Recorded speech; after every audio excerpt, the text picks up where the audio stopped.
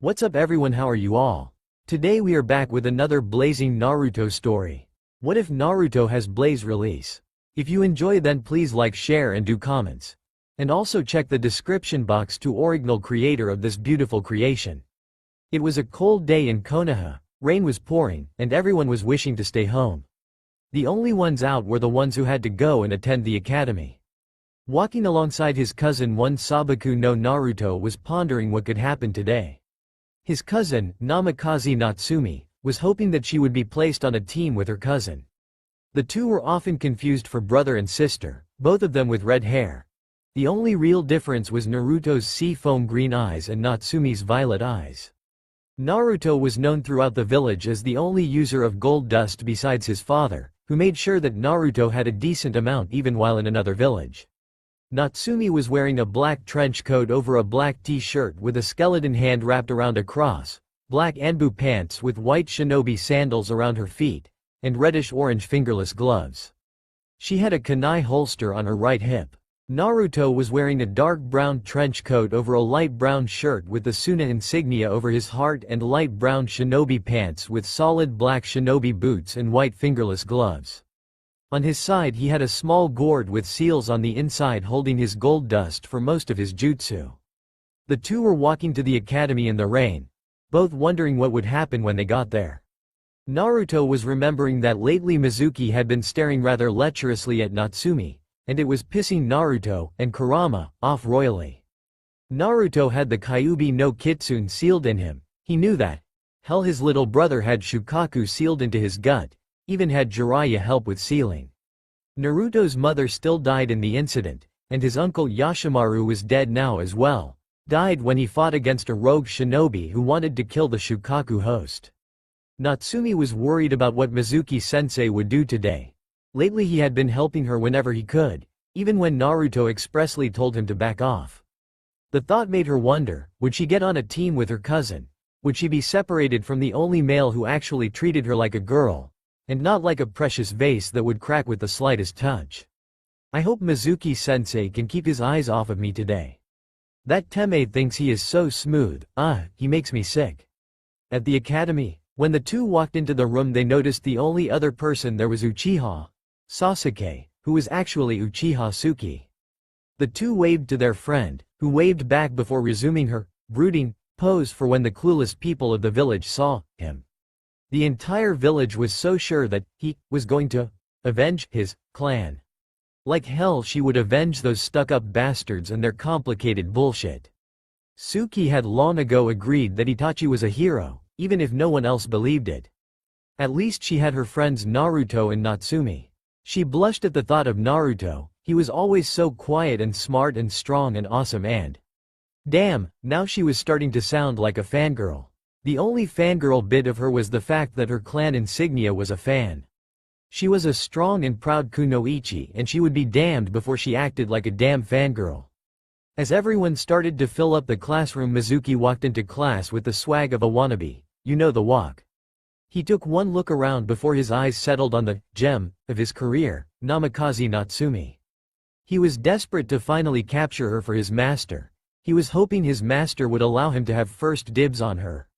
He chuckled lecherously before he felt a terrifying key. Looking around he noticed that Naruto had saw and heard him. So what if he is the son of the Kazekage and nephew of the Hokage? He can't beat a Chunin. I'm just that much better than he is. Mizuki then felt extremely cold and turned around to see nothing, but when he looked up he saw that the roof was covered in gold dust. How the hell did all of that gold dust get there? I didn't see it traveling up. Kid must think that a little dust is enough to scare me.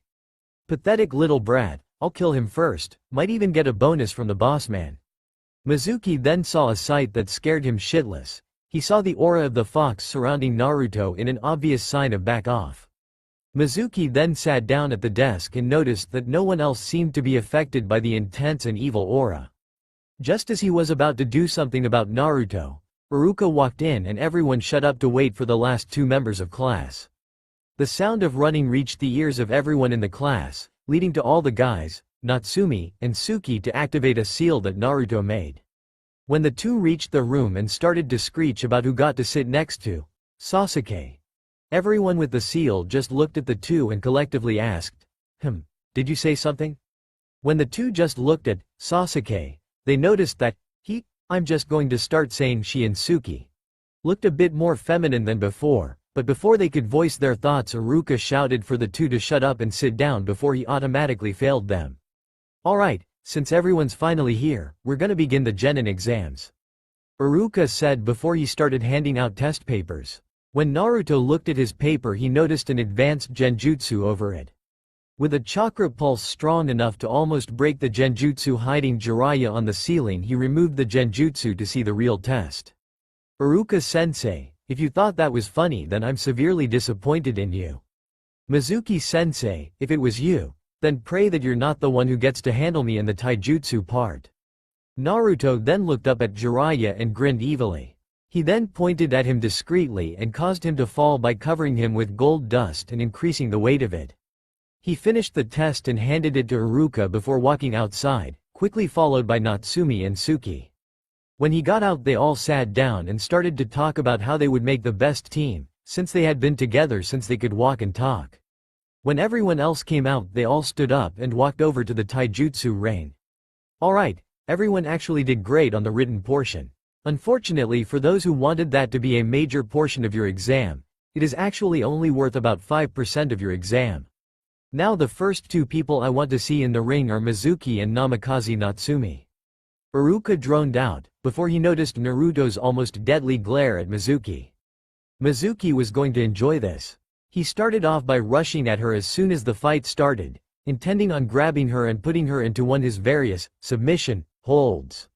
When he first reached her, she punched him right in the cheek and caused him to go flying back a little. When he got back to his feet, he rushed at her and slipped into her defense and grabbed her arm before turning as he grabbed her chest and threw her, only for her to reverse it and roundhouse kick him out of the ring before he even realized what happened. When Mizuki got up, he was looking into the pissed off eyes of Naruto and Jiraiya of the Sannin. Alright, now Sasuke and I are going to step into the ring, Iruka said before he stepped into the ring opposite Suki. She won within 2 minutes by tricking Iruka into getting close to her before she turned and kicked him out. Great, now Sabaku no Naruto and Mizuki. Mizuki was shitting bricks at this point in time. When he stepped into the rings, he noticed that the ring was covered in gold dust. Before he could even try and back up, Naruto was in front of him with a fist ready. Mizuki ate the punch and several more as Naruto used the entire 5-minute limit to mercilessly beat the Chunin. When he finished, Mizuki looked like a pile of clothes and blood. Naruto then used some of his limited medical ninjutsu to heal the lecherous man. As Iruka went through the list, everyone did average, except for Sakura.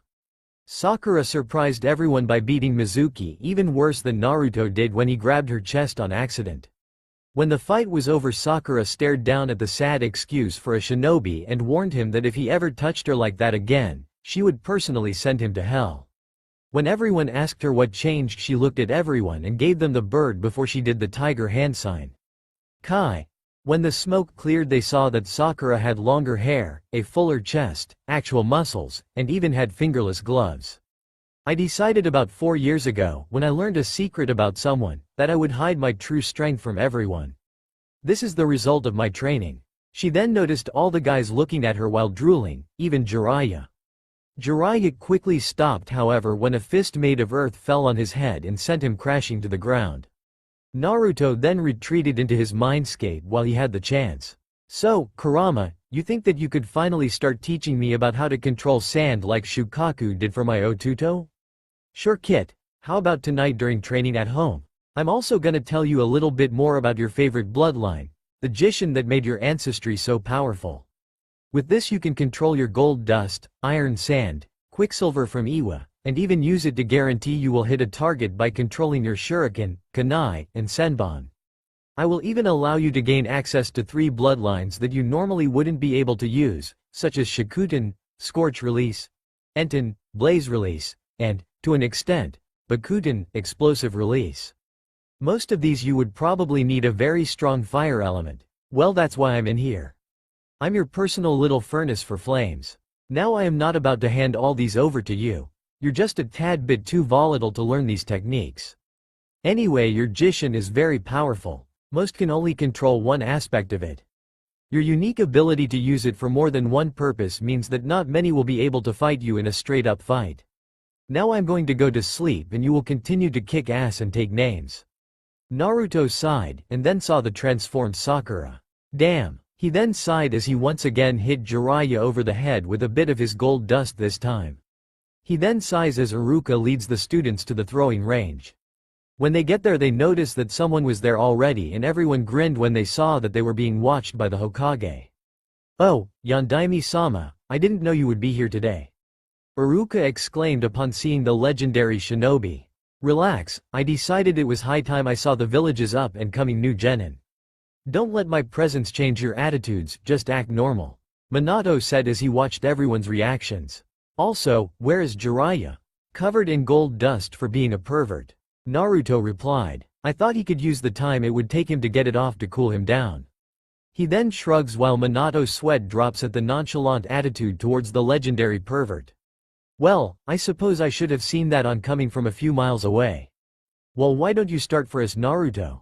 Minato calls out for everyone to hear. "Fine, I guess I will." Naruto sighs as he walks up to the line and grabs some of his own kunai. The difference between normal and his special kunai was that his kunai were made of a heavier metal than everyone else's. When he threw his kunai, he used his jishin to control where they went, easily scoring perfect bull's eyes. He then used his jishin to bring his kunai back to him. "How'd I do?" Iruka marked down his score. "Perfect 10 out of 10. Would you please tell us why you used non-regulation kunai and how you made them return to you?" "Jishin is my personal kekai genkei. I use kunai with heavier metals so that I can pick up a charge with them easier. I merely used my ability to draw them in to return them to me," Naruto explained to the shock of everyone there. "How did you think I controlled my gold dust?" "Well, I always just thought it was the fox," everyone but Minato said. "Hokage-sama, did you know about it?" "Yeah, it is a bloodline on his father's side," Minato replied, already prepared for the bomb he was about to drop. "Who is his father, if I may ask?" Iruka asked Minato. "The Yondaime Cage," he said to the shock of every single person there who didn't know. "Damn it, did you have to tell my entire class? I really didn't want anyone else to know," Naruto exclaimed, breaking his cool exterior for a brief moment. Everyone was looking at him and Natsumi. "So, why does he always come to school with Natsumi?" Hinata asks him. "He is also my nephew. My sister was married to the Cage. So he is technically the son and nephew of two of the strongest Yondaime cages. He also has the Kyuubi no Kitsune sealed in him, so he pretty much is both politically and physically untouchable by most. He, however much he wants to deny it, is also the only one who has the ability to use the Hiraishin as well as I can," Minato stated, shocking even Naruto with the last one. "I thought you were going to teach me the Hiraishin?" Natsumi said, sounding disappointed and sad. "Wouldn't you like to have some help from your cousin while I'm teaching both of you? That is why I am here, to see who will be my personal students. As of tomorrow, Tsunade will be the Hokage. I will be taking on another team this time," Minato revealed, pretty much causing everyone to pass out in surprise. 2 hours later at the target range, Naruto woke up feeling a weight on his chest and a sudden desire to kill Jiraiya. When he looked down he saw Natsumi curled up on his chest with Jiraiya writing something in his notebook. Naruto sighed and nudged his cousin who woke up and looked at him funnily. "Why are you in my bed?" Naruto looked up at her and pointed behind her to Jiraiya, who was too busy writing to run from the evil aura heading right towards him. When he finally looked up he noticed that Natsumi was only a few feet away from him with the notebook in her hand and a Rasengan in the other. She then added her fire element to the Rasengan and torched the book. "Never, ever, ever, ever, write about me and your porn." She then gave a small smile with an evil aura surrounding her. "Got that, Jiraiya-sama?" He quickly nodded and told them that they were all passed and handed them their headbands.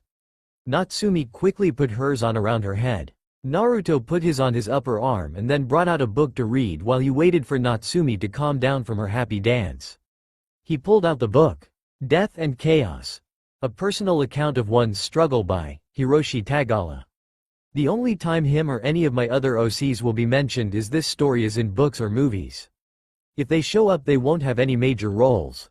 After 30 minutes Natsumi calmed down and decided that the first thing they were going to do was go get ramen at Ichiraku's Ramen.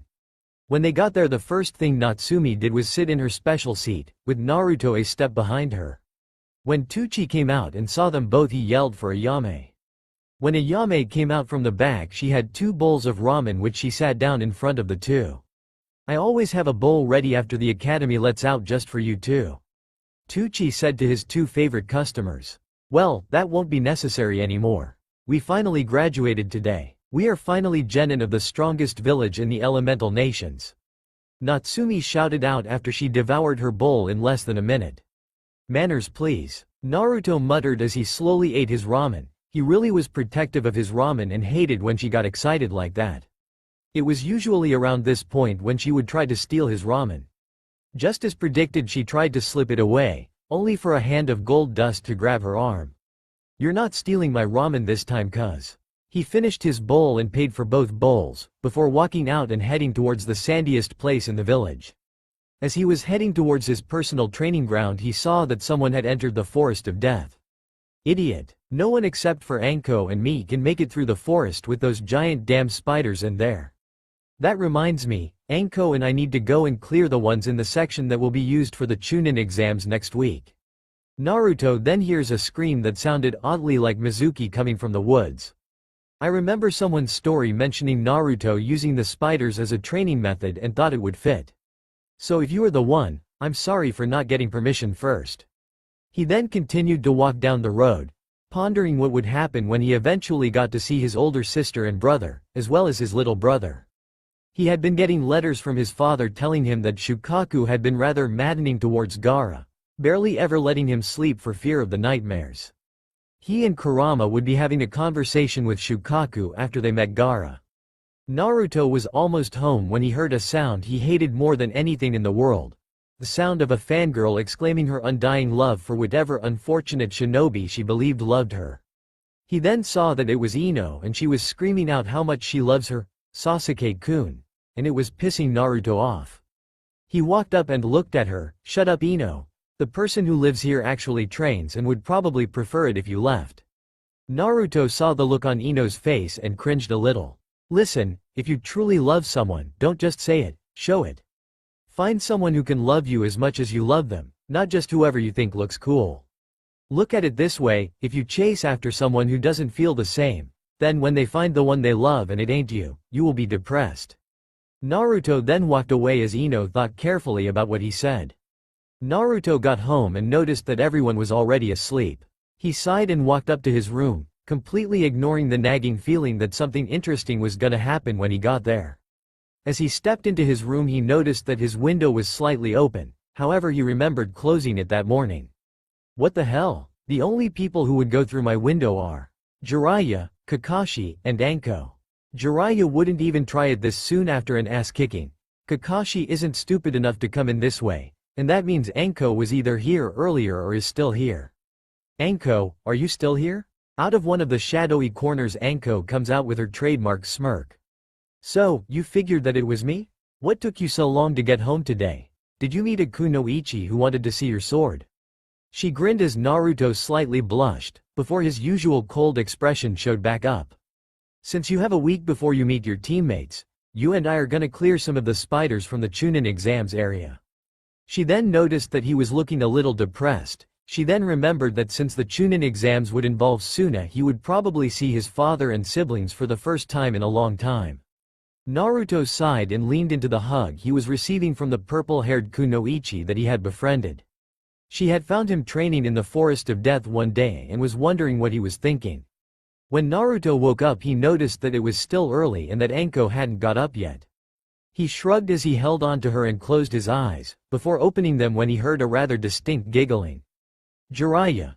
You and I both know I'm going to kill you if this appears in your damn book. If I ever show up, and you don't tell me, I will not only castrate you, but also rob you blind.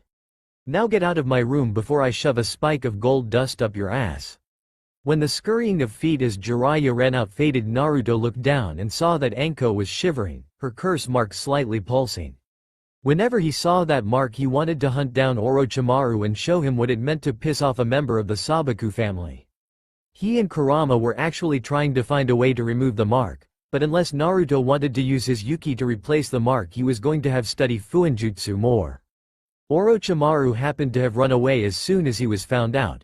He actually almost failed, but threw Anko into the way of Minato's kunai and almost caused her to die. Naruto's father was there however and used his gold dust to grab her before she could be stabbed by the famous kunai. But that was 16 years ago and now Naruto was going to make sure that if Orochimaru ever showed his face again he would get a special gift from Sasori, who had kept in contact with the Cage and informed him about the group Akatsuki. Sasori even sent Naruto some iron sand and a scroll about techniques to use along with it. Naruto's control over the iron sand was not as good as his control over gold dust, but he attributed it to the fact that the iron sand was even heavier than his gold dust. Anko stirred and slowly opened her eyes, rubbing them as she remembered her dream. Naru-kun, I had that dream again. I hate that dream, even more than I hate that man himself. She was talking about the dream of when Orochimaru gave her the curse mark and then threw her at the Hokage to save his own pedophile ass. Naruto hated that dream as well, even more than Anko did. I personally hope I can be the one to kill him, but if it's you then would be just as happy. She then snuggled up to Naruto some more before she sighed, I guess I should leave now. If Hokage-sama or Kushina-sama came in they would accuse me of doing perverted things with you. As she was getting up Naruto suddenly pulled her back into the bed and held her. You don't have to leave. Besides Jiraiya knows, so Minato Oji-san and Kushina Oba-san probably already know. If they have a problem with you then they have a problem with me. I have already made it clear that I would support you, and if it means going against Oji-san and Oba-san, then fuck them. He states with authority, surprising Anko and Natsumi, who was about to knock on his door. She then started knocking on his door, which he used his Jishin to turn the knob from the bed. Yes Natsumi, is there something you wanted? Yeah, could you help with my training? Anko-san is also invited so she can quit trying to hide. I mean, I see her whenever she sneaks in anyway. She then smirks as Anko appears in the corner of the room.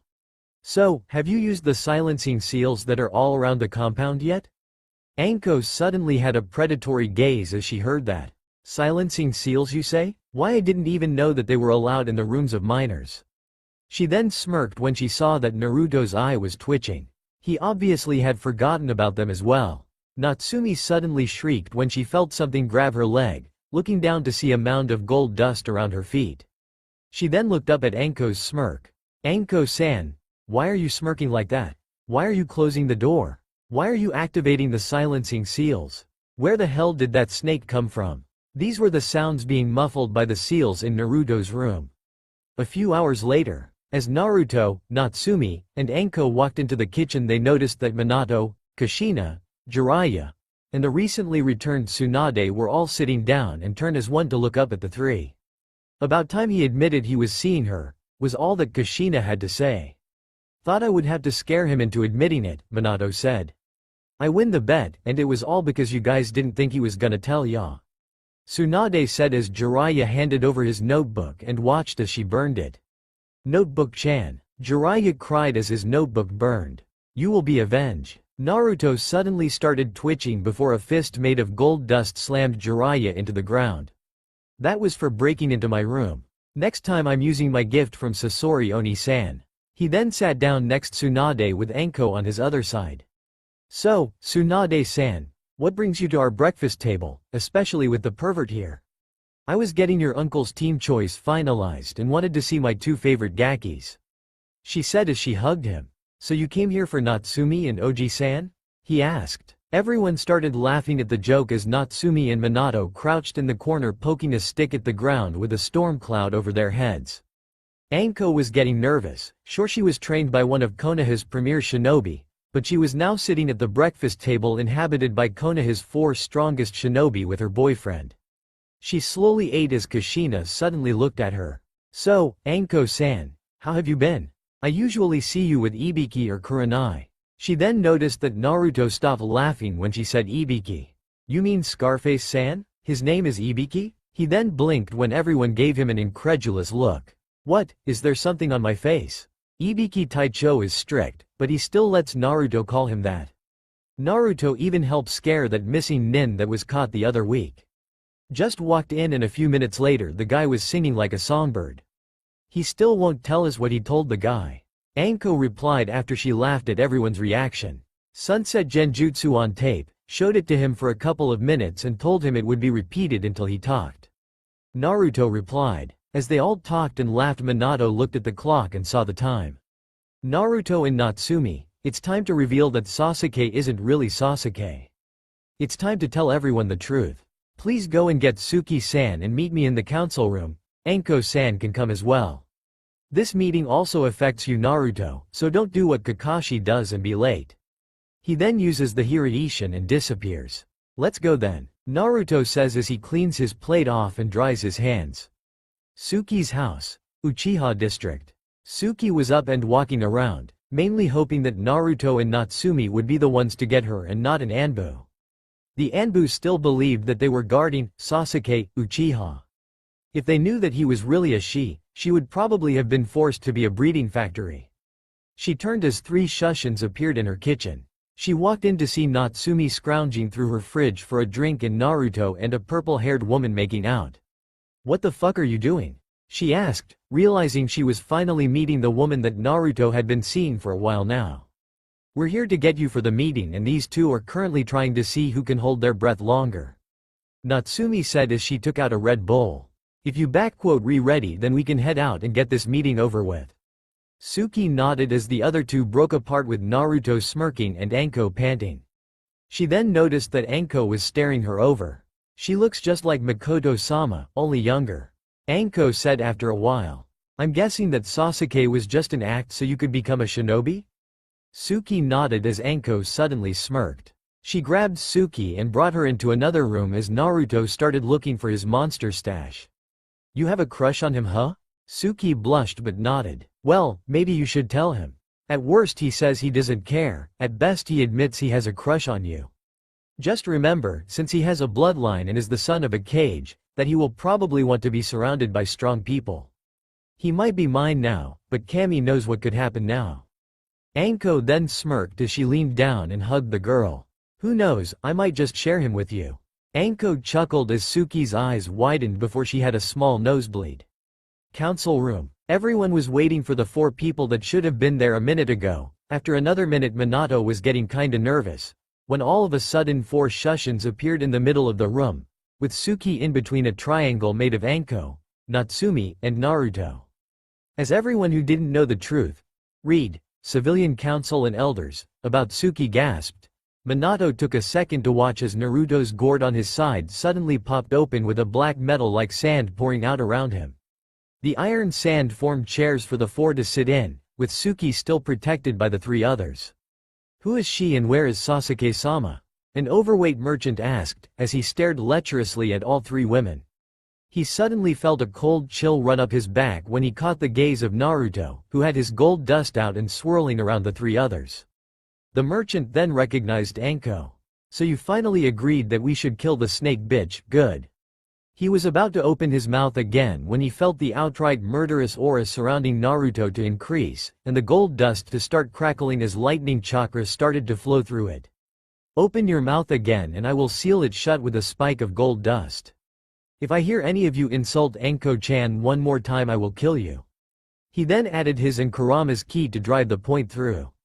Sume then suddenly spoke up. "So I guess that Uchiha Sasuke never truly existed after all.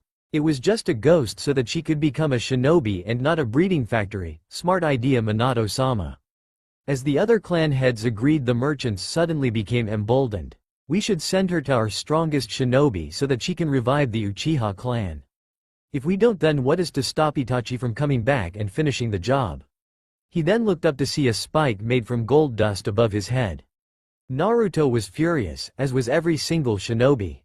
Even Danzo was furious. Sure, he might have his root forces still, but even then he reported to the Hokage and only took those who wanted to be a shadow.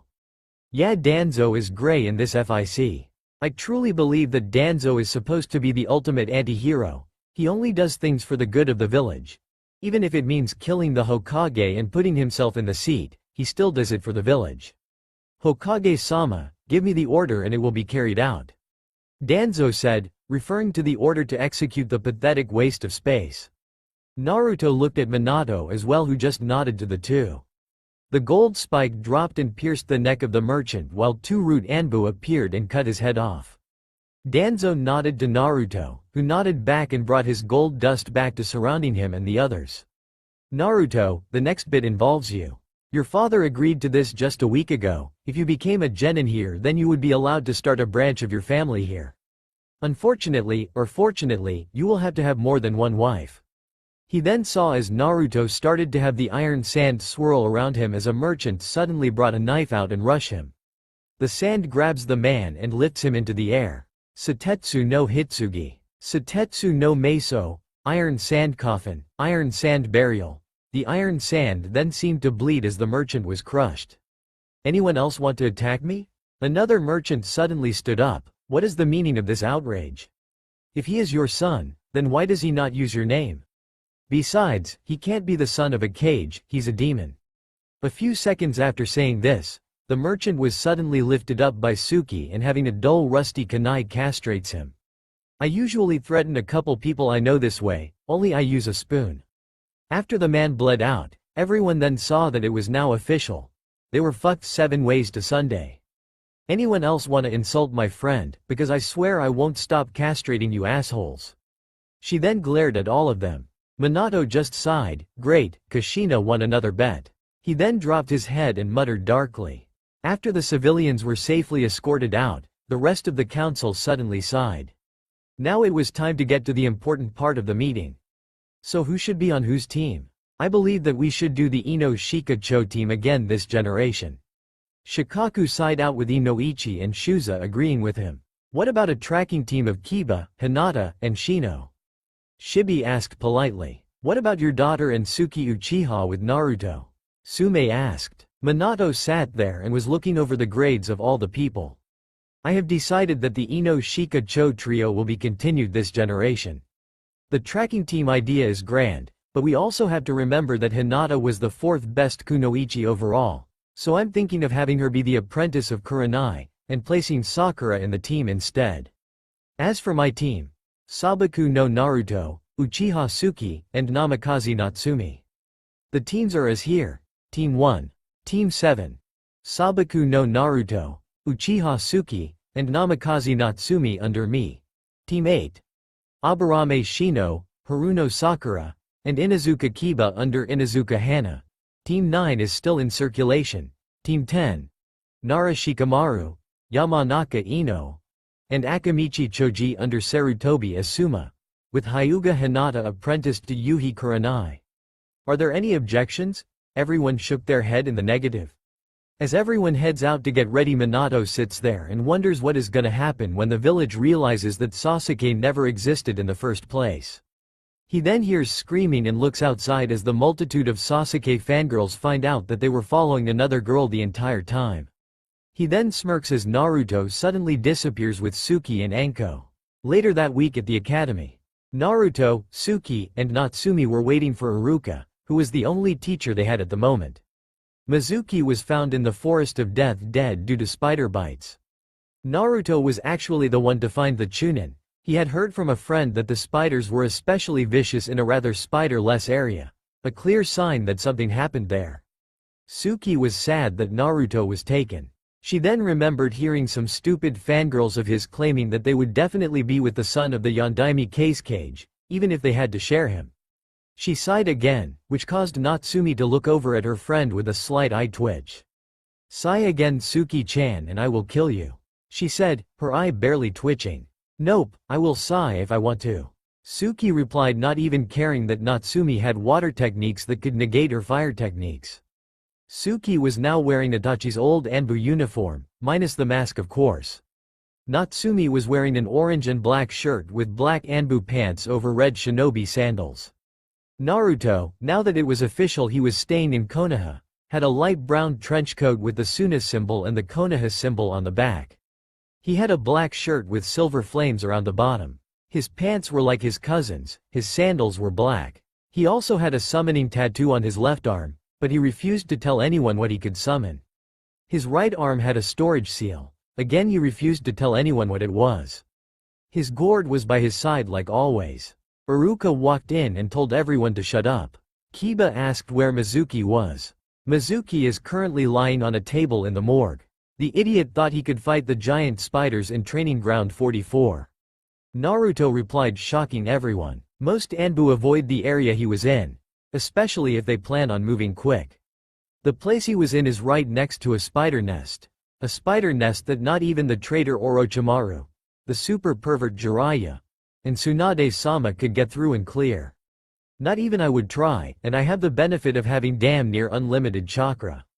He said seriously. That area is also labeled as S-ranked and is forbidden to anyone that doesn't have the Hokage's clearance. He added before Iruka cleared his throat. Now normally I would give some boring speech about how proud I am of you, but I decided that since I have finished my required time as a teacher I will tell you all a little truth. Iruka started to stand up straight. Most of you will die, either on a mission or because of a traitor like Mizuki. Those who succeed will probably meet their end in a war. The best of you will probably survive and go on to lead the village and create your own legends. Some of you already have titles to live up to. Namikaze Natsumi, the daughter of the Yondaime Hokage and the Red Death. Sabaku no Naruto, Jinchuriki of the Kyuubi, son of the Yondaime Kazekage, wielder of Jishin, and nephew of the Yondaime Hokage, and finally Uchiha Suki. Last, loyal, Uchiha, princess of the Uchiha clan, and future head of the Uchiha. Most of you clan heirs will eventually stop your career and take over your clans, only to be called back into action due to a threat to the village. There are even those of you who are orphans who were put in here with the backing of Danzo-san. Most of you will be erased from the public eye and placed back into Nei. You will be the Hidden Leaf's last line of defense in open combat and first line of defense in subterfuge. Iruka finished his speech, causing the members of the class to look at the teacher in shock. What do you mean most of us will die? A random kunoichi asked. Simple, due to civilian interference. Most of our important classes were cut in exchange for more kid-friendly lessons. The civilian council made it so that their kids could pass easier, but due to such high death amounts among genin we were instructed to count your written test scores as less than 5% of your actual score. Iruka explained. Iruka-sensei, what is Nei? Hinata asked. Sai stood up from the back of the room and looked at Iruka, who nodded. Nei is the root of the great tree that is Konoha. We are a branch of Anbu Black Ops that specifically deals with domestic and foreign threats and missions that Konoha cannot be seen doing. We are, in essence, true face of shinobi. While you might get a C-ranked mission to protect some guy from bandits with the potential to fight an A-ranked opponent, a Nei shinobi will have an S-ranked mission to infiltrate a village and steal an important document or sabotage the development of something. We all serve Danzo-sama, who informs Hokage-sama about all of his operatives and operations. Sai sat back down. They are all emotionless when on a mission and obey only the Hokage and myself. Danzo said as he walked in and pointed at Sai and two others. Come. They got up and left. Iruka then looked down at the paper in his hands. So Team 1 is. He went down the list with everyone paying close attention to their team. Team 7. Namikaze Natsumi, Uchiha Suki, and Sabaku no Naruto under Namikaze Minato. Team 8. Inuzuka Kiba, Haruno Sakura, and Aburame Shino under Inuzuka Hana. Team 9 is still active. Team 10. Yamanaka Ino, Akamichi Choji, and Nara Shikamaru under Sarutobi Asuma. Hinata, you are to be apprenticed by Yuhi Kurenai. Iruka finished while all the girls complained about not being with Naruto. Naruto was smirking, as was Suki and Natsumi. All of a sudden Kiba stood up. Let's go team. My sister is outside the door waiting. When he and the other two stood up, Hana walked in and winked at Iruka before telling Team 8 to follow her. Asuma walked in and pointed at Team 10 before nodding at Naruto. Team 10 followed him and Ino complained about the smoke. Kurenai walked in and picked up Hinata. She then nodded to Natsumi and waved at Naruto. All of a sudden a tri-pronged kunai landed on the wall of the room and Minato appeared with his signature Hiraishin. Team 7 with me to the roof. The three nodded and shushined to the roof. Kakashi was wondering why Minato wanted him up on the roof. He and Rin were about to visit Obito. Yes, Obito survived in this FIC. Kakashi sighed as he pulled out his Icha. He was giggling like a schoolgirl when Minato and Team 7 appeared. Why is Arrow Cyclops here? Natsumi asked her father. Kakashi was once my student as well. We are all gonna go and visit another member of former Team 7. We are going to go and visit, Minato started. Uncle Obito? Suki finished quickly. She blushed when everyone looked at her. What, you all think that I don't know that Uncle Obito survived the massacre? Yeah, I honestly thought you didn't know. Minato said. Who the hell did you think taught me how to use my Sharingan? I mean Danzo has all those eyes in his arm and Shisui's eye in his head, but he ain't an Uchiha. Suki replied, knowing that everyone important knew about the arm Danzo had, an arm that she and Obito actually gave him permission to use, so long as he didn't use it to further himself. Minato just looked around. What's next? Is Naruto gonna tell me that Sasori of the Red Sand is in the village? Well, Oji-san, he kinda is, Naruto said. How the hell did he get in? Minato asked. Walked through the front gates. Sasori said as he appeared next to Naruto. Had to bring the Gaki a special present. I brought him my personal favorite puppet, one of my spare bodies. Sasori said as everyone looked at him in shock. You're a puppet? Natsumi asked. Yeah, I turned myself into a puppet and with that my art will be eternal. I also had to do this. He walks up and kicks Kakashi's shin. From the child of two people your father killed to the son of the killer. Sasori then walked off before disappearing into the crowd. Okay, what's next? Is Onoki gonna show up offering a treaty for peace between us? Minato then noticed a hawk with the Iwagakure symbol on it. Oh fuck me. It's Tsunade's problem now. He then went and picked up Rin from the hospital after her shift and everyone headed out to Obito's house. After a few hours of talking they all said bye and headed off to do whatever they did. Natsumi went home, Suki stayed with her uncle for a bit, Kakashi and Rin went home. Minato went to tell Tsunade that his group was guaranteed to be shinobi and to tighten security to stop any more S-rank shinobi from just waltzing into the village, and Naruto went to Anko's. At Anko's apartment, Anko was waiting for Naruto when she heard a knock on her door. She opened it and saw Kurenai, Hana, and Yugo. They noticed that she looked like she was staying home and went to mention something when Hana got Naruto's scent heading their way. She pushed the others away and winked at Anko. When the three were safely out of the way Hana smirked and pulled out a camera. As she was about to sneak up the stairs and take a picture the camera was grabbed by a snake and taken to Anko. Nice try Hana-chan, Anko shouted to her friend. When she got back to her apartment Naruto was inside waiting for her. Oh, Naru-kun. What would my friends think to see such a young man sitting in my apartment? Probably wonder why you don't share. Naruto replied smirking. He then stood up and hugged her. He then whispered in her ear. I will be the one to ensure that you enjoy yourself. Anko blushed before she smirked. She hugged Naruto even closer and slowly started to grind on him. She started to moan in his ear. Just as the event was about to get even heavier a knock sounded out on her door. Ibiki suddenly shouted that he needed her help. When he opened the door he saw Anko and Naruto holding each other. He suddenly smirked and started to close the door before he was suddenly wrapped up by wire and snakes. Anko was staring at him and Naruto was looking at him carefully. Scarface-san, you will never mention this as long as you and I are both alive. Naruto and Anko then looked at each other and busted out laughing. They release Ibiki and he glares at the two. Sorry Anko, but I really need your help. The guy we caught, Kabuto, turns out he is a spy for him. Ibiki said, causing Naruto and Anko to growl. As they go to leave Ibiki looks at Naruto. So you're gonna help again? Naruto nodded and Ibiki grinned. Nothing like having the Gaki help out. Not many want to mess with the kid who is practically royalty. Plus that damn bag that always appears when he goes to interrogate someone freaks me the fuck out. If by any chance you get this, then you know who I am and what I will do to you if you reveal I used it. Naruto was staring at the remains of Kabuto. The guy was pretty much a once the bag just vibrated into the room and was quickly singing like a bird about everything that Orochimaru was planning.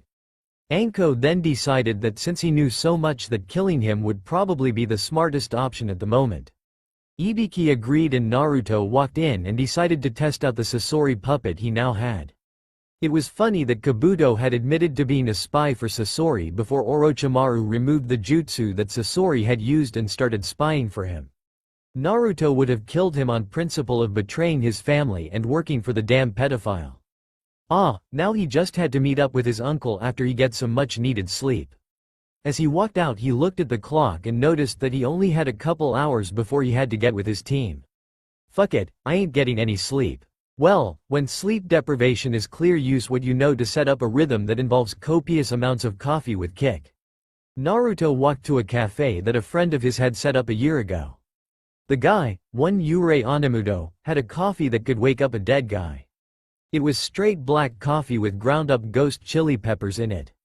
I actually have a friend who made this and I had the first drink, damn that woke me up.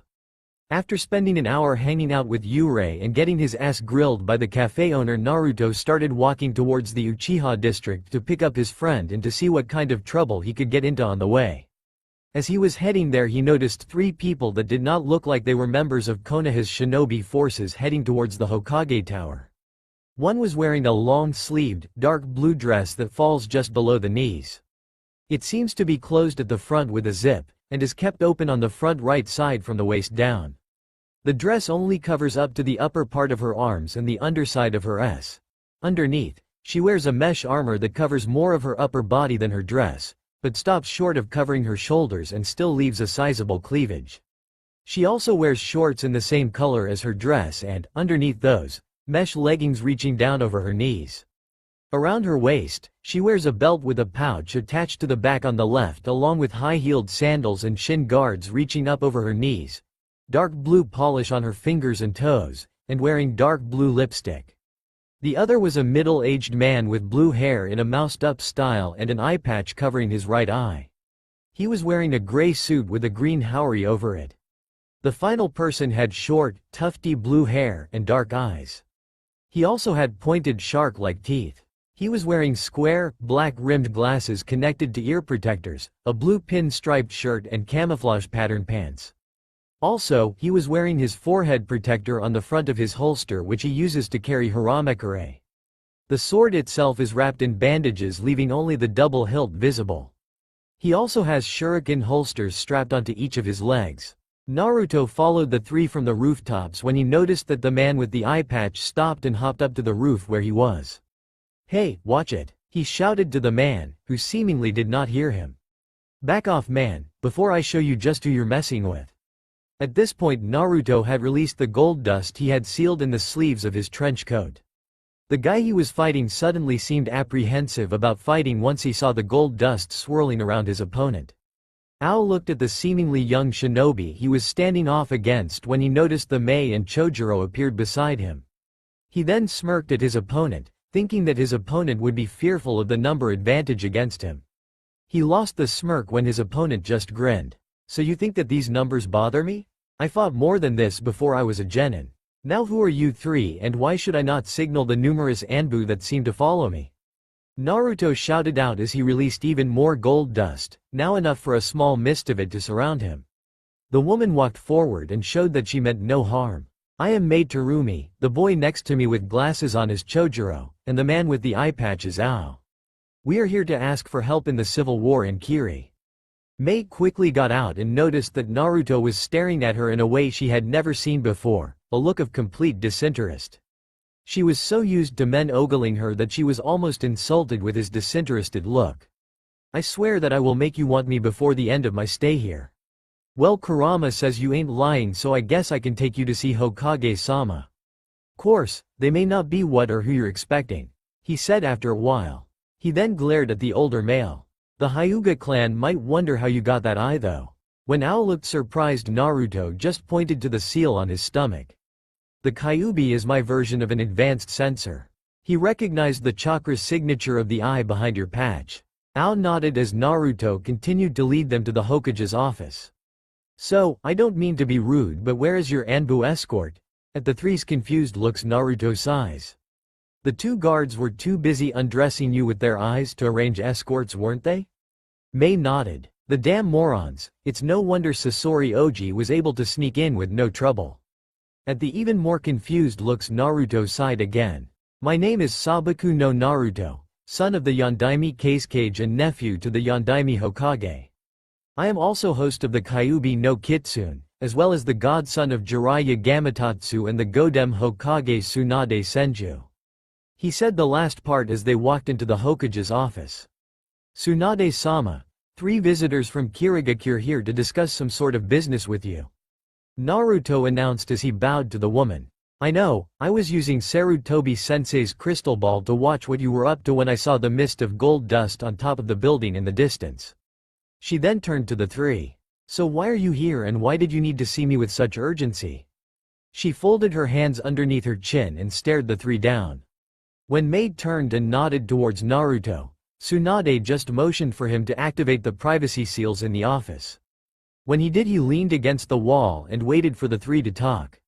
You three might as well talk. Naruto is a member of the council, and his opinion will help decide if what you might want to happen does. He will eventually hear everything and hearing it now could help in his decision-making. Tsunade stated as the three started to fidget. Hokage Dono, I wish to ask if you could send a team to help us fight against the reign of Yagura. We represent the bloodline users and we are in desperate need of some help. Mei stated, not to be rude, but why do you need help to take out one person? Naruto asked, his curiosity evident. Yagura is the Jinchuriki of the Sanbi. He is especially skilled in using his Biju's powers as his own. Mei replied, that is the reason we came here asking for help. Tsunade just looked at Naruto and he nodded. I'll send Genin Team 7 to help you. Tsunade told the three, but a Genin team would be useless. Ao began when he felt a small touch of fear from the people that were now standing in front of Tsunade. Uchiha Suki, Genin of Team 7, present. Namikaze Natsumi, Genin of Team 7, present. Sabaku no Naruto, Genin of Team 7, present. Namikaze Minato, Junin Sensei of Team 7, present. As you can see, Ao-san, Genin Team 7 was specially designed for incidents such as this. Namikaze Natsumi was one of our top 2 kunoichi as well as my and Jiraiya's personal student. Uchiha Suki, the last, loyal, Uchiha of the Leaf as well as a master of Genjutsu and lightning style was our other top kunoichi. Sabaku no Naruto is our strongest genin, even stronger than a large number of our junin when using the Kyuubi's chakra. He can control all 9 tails and even do a full transformation as well as mastery over several techniques known only to those with Jishin. He is our demolition specialist. Namikaze Minato is the gaki that everyone seems to fear for some reason. I personally think that without his precious Hiraishin he would never have even made it as Hokage. Tsunade finished to the surprise of the 3 Kiri ninja. Ah, Tsunade-sama, you forgot us. Obito, Rin, and Kakashi said as they appeared in the room. Obito was wearing a set of old red armor. Madara's armor. Rin was wearing standard Anbu armor. Kakashi was dressed as he usually was. Kakashi and Ao locked eyes, and both nodded in respect for the covered eye look. Rin saw Mei and jealously grabbed Obito's arm. Obito noticed that Chojuro seemed to have the same problems he had when he was younger. So Genin Team 7, as well as former Team 7 will be the ones to help you. How long before you have to leave? Tsunade sighed as she filled out the S-ranked mission form. 2 months. We will be heading back in 2 months. That way we will have had adequate time to see what the 7 people helping us are capable of as well getting some much needed rest. Mei finished. Minato looked at his team. You heard her, in 2 months you 3 will be heading to war. Prepare to meet people who will kill you the instant they see you as a threat. He noticed that Naruto had a hard look in his eyes. As such, instead of the usual D-ranked missions we would normally be doing we will be training. Natsumi, I will personally be training you to use the Hiraishin and Rasengan. Suki, I believe that Kakashi and Obito can help you with your techniques and fighting against strong opponents. Naruto, I arranged for you to be given Kenjutsu training with the new Anbu officers. Report to the Anbu headquarters in 3 days, training will last until a week before we leave. That last week we will be training with Mei, Ao, and Chojuro. The 3 nodded. 2 days later at Anbu headquarters, Naruto walked into a room and noticed a bunch of fresh Anbu operatives standing around talking about random things. He walked over to a corner of the room and waited for the instructor by reading a new book he picked up the other day. Do's and Don'ts of Warfare. A Soldier's Bible by Sujin Tagala. He noticed that an Anbu with a cat mask was walking over to him. He noticed the long violet hair and recognized the Anbu as Yugo Izuki. He nodded and put the book up and stood up before Cat walked to the front of the room and caught everyone's attention.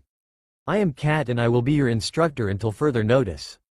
As I hope many of you realized, we have a genin here that will be learning along with us. He is not to be treated any differently than any of you. If he struggles then help him, if you need help and he is doing it great then ask him for help. Now since none of you have any questions, welcome to hell, I mean welcome to training. 2 months later, the final day of training. Naruto stood side by side with the Anbu that he had learned with. He was now pretty good with the standard issued Anbu ninjutsu and the heavier katana. His personal weapon, and the weapon he excelled with, was a sword once used by a famous swordsmith named Muramasa. The blade was roughly in the shape of the cursed Kusanagi wielded by Orochimaru, except this blade had the soul of the wicked Muramasa in it.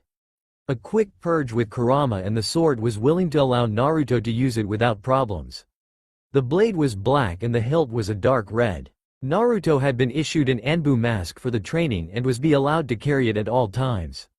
To make sure that he was never mistaken for an Anbu by the villagers, he had a mask that was pure black with the kanji for 9 on the top.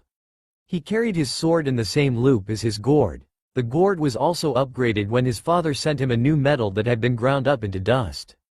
Naruto could now use what he called his Kokuden Suna, ebony sand. He had also become friends with a couple of new Anbu whose codenames were Neko, Kitsune, Tanuki, and Karasu. The 5 of them were also a synced fighting unit and the 4 would ask to be his Anbu guard whenever he had to make a diplomatic journey as clan head of the Sabaku clan in the Hidden Leaf. They all laughed when they finally walked out into the light for the first time since the training started. As Naruto waved goodbye to the 4, he noticed that something was going on at the dango shop. When he went to investigate, he saw Team 8 and Team 9 about to get into a fight. "Hey, just because you're older doesn't make you any better than us," Sakura shouted at 10-10. 10-10 just stared at her before smirking. "Wanna bet, girly?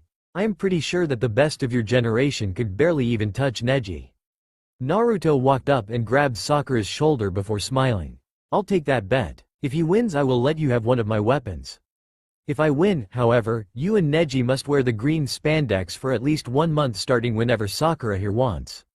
Also you must partake in every youthful enterprise the two come up with." 10-10 noticed the sword at Naruto's side and grinned. "You're on." 10-10 smirked. Neji walked out of the dango shop and noticed the crowd. He also caught the tail end of the bet.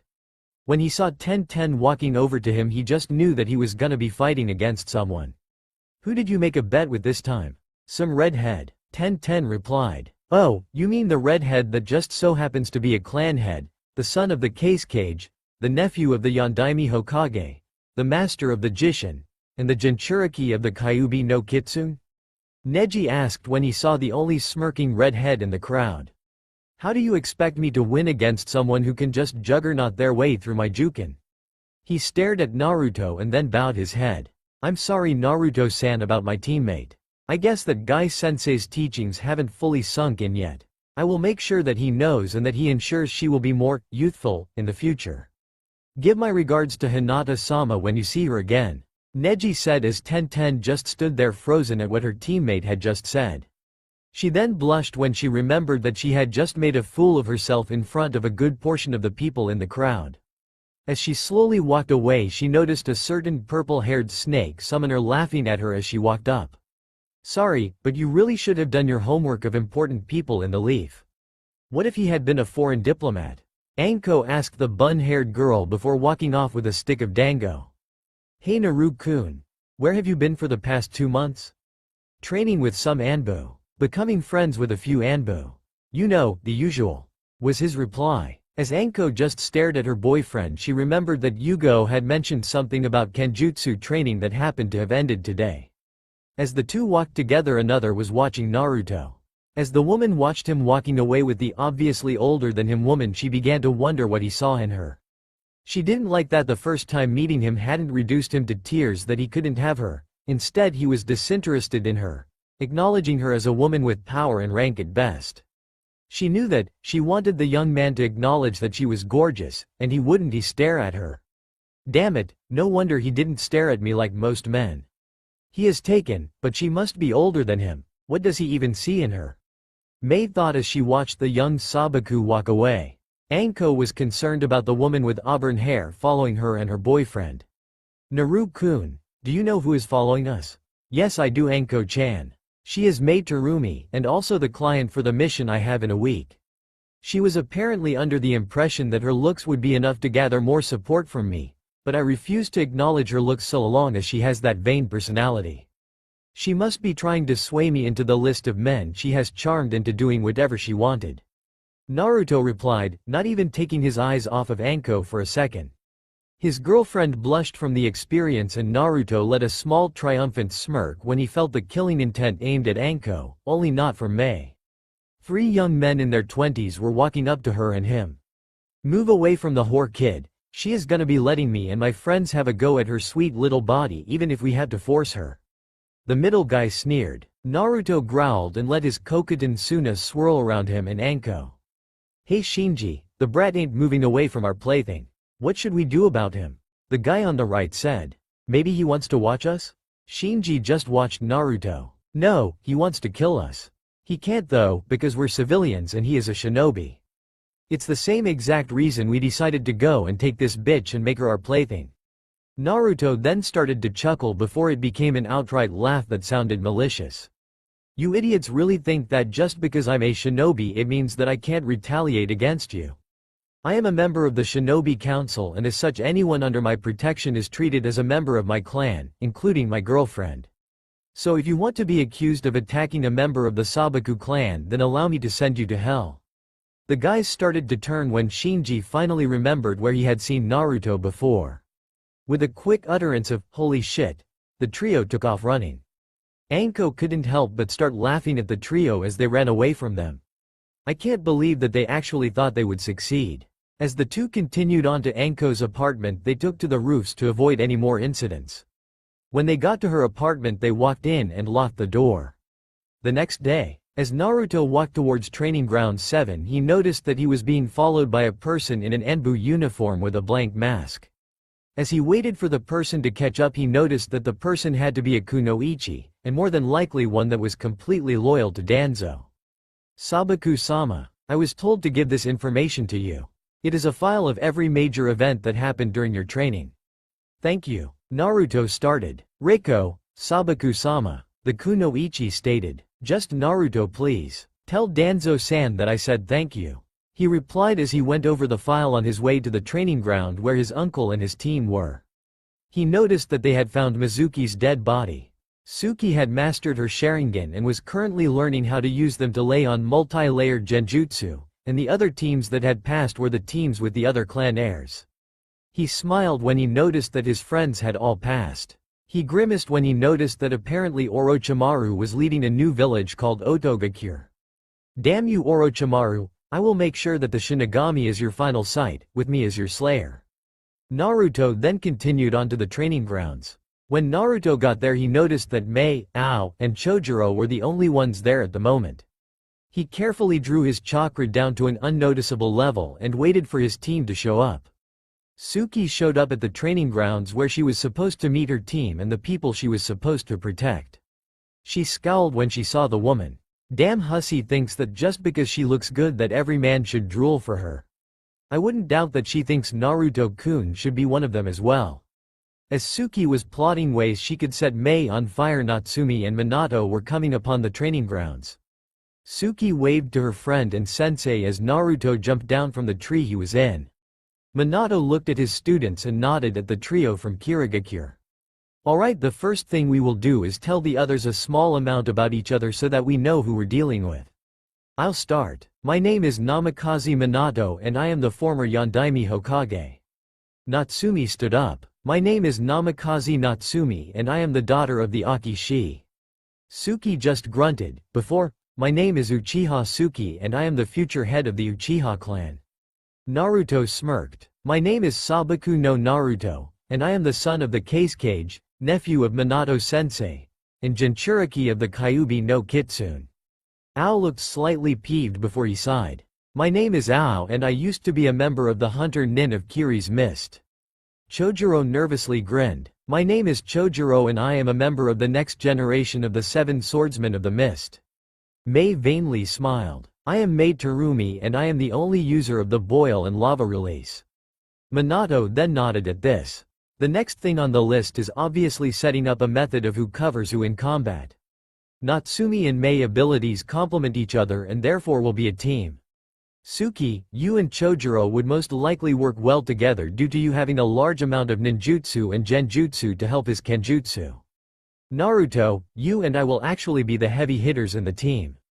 If you must use Kurama's chakra and wipe out our opponents, then be prepared for heavy resistance aimed directly at you. Your main role will be shown if and when Yagura shows up on the battlefield. While normally I am against a Jinchuritsuki battle royal, this might be what is needed. Now let's practice working with each other in a variety of situations. At the end of the week, as Genin Team 7 and the entourage from Kiri wait on Naruto and Minato to show up, Mei and Suki are impatiently waiting on the two. Mei due to her wanting to go home and Suki due to it being her first mission and her first journey outside Konoha. The two were tempted to burn of 2 sets of balls if the owners didn't hurry up. Naruto appeared a few minutes later with a serious look on his face and his custom mask at his side. He looks around and notices that Minato is the only one not there. Where is Oji-san? Natsumi just looked at her cousin. Tu-san and Ka-san were called into a short meeting with Ba-chan and Ero-senin about the Habiteme. Tu-san will be here in a couple of minutes though. Naruto nodded to his cousin before sighing and pulling out a new book. The book was Positively Pessimistic by Lawrence Blankenship. He had to admit that the book was slightly morbid, but the entire premise of expect the worst and therefore always be looking at a victory was kinda smart in this life. He looked up when Natsumi and Suki came walking over and sat down on the bench nearby the tree he was sitting in. A few minutes later Minato shows up only to have to dodge the multiple hands of Kokuden Suna that was sent after him. Damn, still too slow for battle. With a nod the group heads out for water country. After 2 days of traveling they make it to a dock and see 3 people waiting for them. Kisame Hoshigaki, Zabuza Momochi, and Raiga Kurisuke. The team all waited to see which side they were on before Mei smiled and told them that the 3 were allies. As they all boarded the ship that would take them as close to the rebel base as possible, the team began to get acquainted with the 3 new people that they were traveling with. Kisame was wearing a black cloak with red clouds and was watching Suki and noticing the resemblance to Itachi. Zabuza was watching Natsumi and Naruto sleeping against each other while reading a copy of Icha. Raiga was talking to Mei and Minato about how Yukitaka had joined Yagura all of a sudden and was actually patrolling the waters surrounding the area. Minato got a little worried before he learned that Yukitaka did not have full control and would often let the Biju control him in the full possession. As Naruto was sleeping, he was also in his Mindscape talking with Kurama about the possibility of being able to use one of his extra bloodlines. So Kurama, I think that Shikuden would be perfect for this battlefield, either that or Bakuden. What about the Enten? No, it is in essence just an extremely powerful form of Kaden that uses different flames, usually the flames of Amaterasu. How will I be able to use it again? Simple, I'll let you use Foxfire. While not as dangerous as Amaterasu, it is even harder to get rid of, and unlike the flames of Amaterasu it will do no damage to someone that you don't want it to. However, due to this it is also a lot easier to escape from. Got it, Kurama, I'll let you sleep while we get ready to disembark for the rebel base. As Naruto woke up he noticed that Natsumi was leaning on him sleeping and that he was being watched by Zabuza. Hey no brows, do me a favor and tell Minato to come and get Natsumi. Zabuza growled at the no brows comment but went and got Minato, who came and took Natsumi to the room she was sharing with Mei and Suki.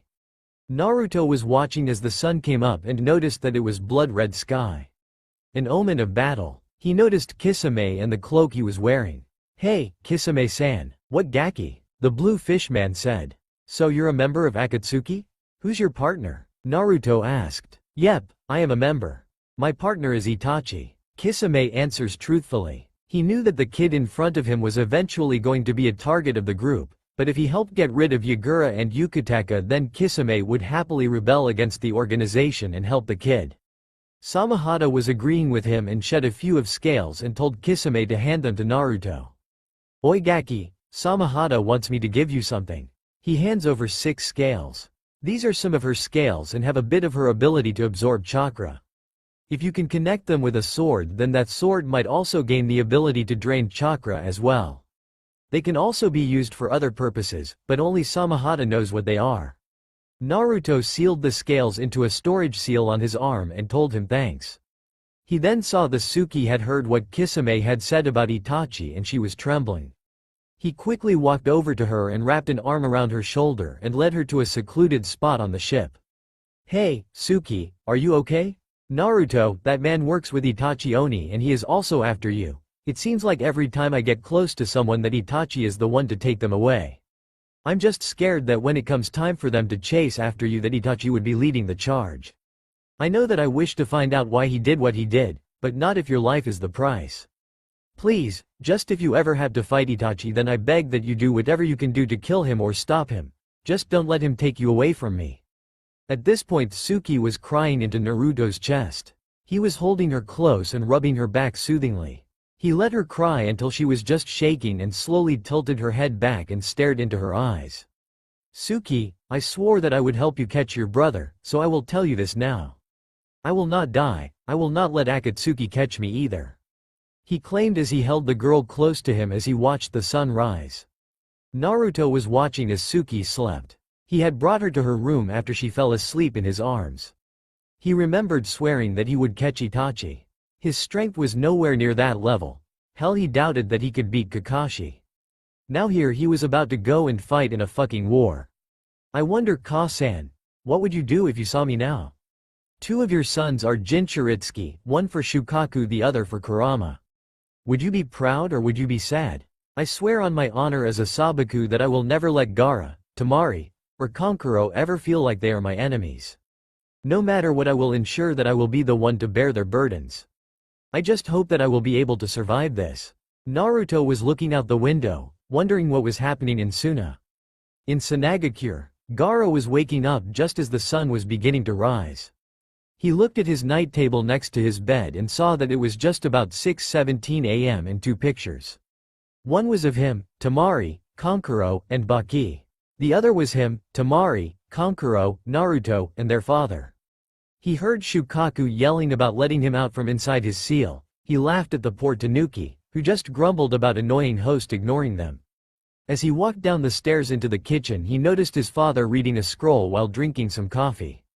"Gaara, you and your older siblings will be going to Konoha for the upcoming Chunin exams. From what I gather your older brother Naruto will be participating as well." Gaara nodded as he grabbed his mug. "What is our main objective? Orochimaru approached me in an attempt to have me ally with him against Minato. We will be helping the Leaf to fight off the Oto shinobi." His father then smiles. "Your mother would be proud of you and your brothers and sister." Back with Naruto. Naruto was with the others as they were running towards the base of the rebellion. He looked ahead and noticed that there were people in the trees waiting for them. People carrying masks of those loyal to the Mizukage. He smirked as Minato nodded. Naruto started the hand signs for a wind-style technique as Suki started the famous hand signs for the Uchiha signature technique. At the exact same time the two shouted out their individual abilities. Futon. Daitopa, Kaden. Gukakyu no Jutsu. The two techniques merged as Natsumi also added a Kaden, Gukakyu into the mix. The three techniques barreled into the Junin and took out half of the supposedly elite members of the Mizukage's forces. The entourage from the rebel forces that were nearby saw the flames and headed in that general direction. Obito and Kakashi suddenly smirked before they both charged Raiden Chakra into their hands and formed a Chidori. The two charged forward at a small group of the men. Rin and Mei stayed back and threw kunai and shuriken at the other to push them into a group that was quickly surrounded by iron sand that had a sickly purple liquid falling from it. The iron sand suddenly formed spears and started to enclose on the Junin. One of them shouts out for help as he is skewered by one of the spears. A couple use Kawurami at the last second but quickly succumb to the poison covering the grains. Satetsu Kashu. He smirked and Kisame narrowed his eyes at a technique that he knew was a favorite of Sasori's. Kisame quickly started cutting through some of the shinobi who surrounded him with Samahata. Zabuza just smirked before swinging Kubikiribucho and killing several shinobi. Raigas smirked before yelling out about giving them all funerals as he used the kibas to cut through several shinobi. In the distance a man in an orange mask was watching as the group wiped out the small group he convinced to watch this path. He saw Suki using her Sharingan with the ease of a veteran and smirked. "Soon I will approach her and offer her the power to do whatever she wants, and then I will kill that damn thorn in my side. Itachi, I will kill you and that pretender if it is the last thing I ever do." The last thing seen from the inside of the mask was an eternal Mangekyo Sharingan before the man disappeared into the shadows. Mei was watching as Naruto used his iron sand to its fullest potential. She was even more amazed when he started controlling his gold dust with his left arm. He quickly proved that he was ever as dangerous as the other members of the Sabaku clan that acquired the Jishin Kekai Genkei. What made him even scarier was that she knew Hez was still holding back. As she watched, she noticed something heading their way, something with 6 tails. "Everyone, pull back. It is Uchiha." Everyone gasped as they saw the giant slug head in their direction. Kurama yelled from inside Naruto that Saiken was acting weird. He is not acting like himself. Naruto, upon hearing this, suddenly gathered as much chakra in his gold dust as possible and sent a tidal wave of gold dust against the Rokubi. He smirked when the slug got on dry land and slowed down exponentially. Everyone then noticed that the slug was covered in a covering of gold dust. Naruto suddenly crashed down onto all fours as he started to be covered in Kurama's chakra. "Not on your life will I allow you to get any closer. Now we shall see who is truly the strongest here." Naruto suddenly sprouted the 6th tail as a skeletal armor reminiscent of a fox covered the Jinchuritsuki. Naruto smirked as he suddenly appeared in front of the slug and used a chakra-covered arm to slam the slug into the tree line in the distance. The hit shook the surrounding area as everyone watched in terror as both of the Jinchuritsuki let out a roar before clashing against each other repeatedly. Suki was watching as Naruto fought against the fully transformed Rokubi and was actually winning. She then noticed that the slug was gathering chakra at a point in front of its mouth. Why would a Biju focus chakra in front of its mouth? Minato suddenly yelled out to Naruto that the slug was going to use a Bijudama. Naruto pulled back and focused a large concentration of chakra in front of him using the 6 tails he had out to help contain it. As the chakra started to appear in front of both of them, Naruto suddenly sprouted a 7th tail as he slowly powered up his Amari to match the Bijudama about to be fired in his general direction. He started to compress the orb and everyone watched in awe as he swallowed the compressed orb before his throat and cheeks started swelling. Smoke was released from his mouth as he slowly opened it and fired the large concentration of chakra at the still-forming Bijudama, causing it to blow up in the Rokubi's face, sending it flying backwards. When the smoke cleared, everyone saw Uchiha standing there holding his head in pain. He looked up and Suki, Obito, and Kakashi saw that his chakra was struggling as though in a genjutsu. Naruto suddenly appeared next to him and knocked him down before focusing Kurama's chakra into his palm and slamming it onto Uchiha's forehead. Uchiha's Mindscape. Naruto appeared in what he believed to be the Mindscape of the Jinchuritsuki he was just fighting and noticed that the moon in the Mindscape was oddly Sharingan-shaped. He looked behind him and saw Kurama growling at the moon. Naruto, that moon means that an Uchiha is the one controlling him, and a strong one at that.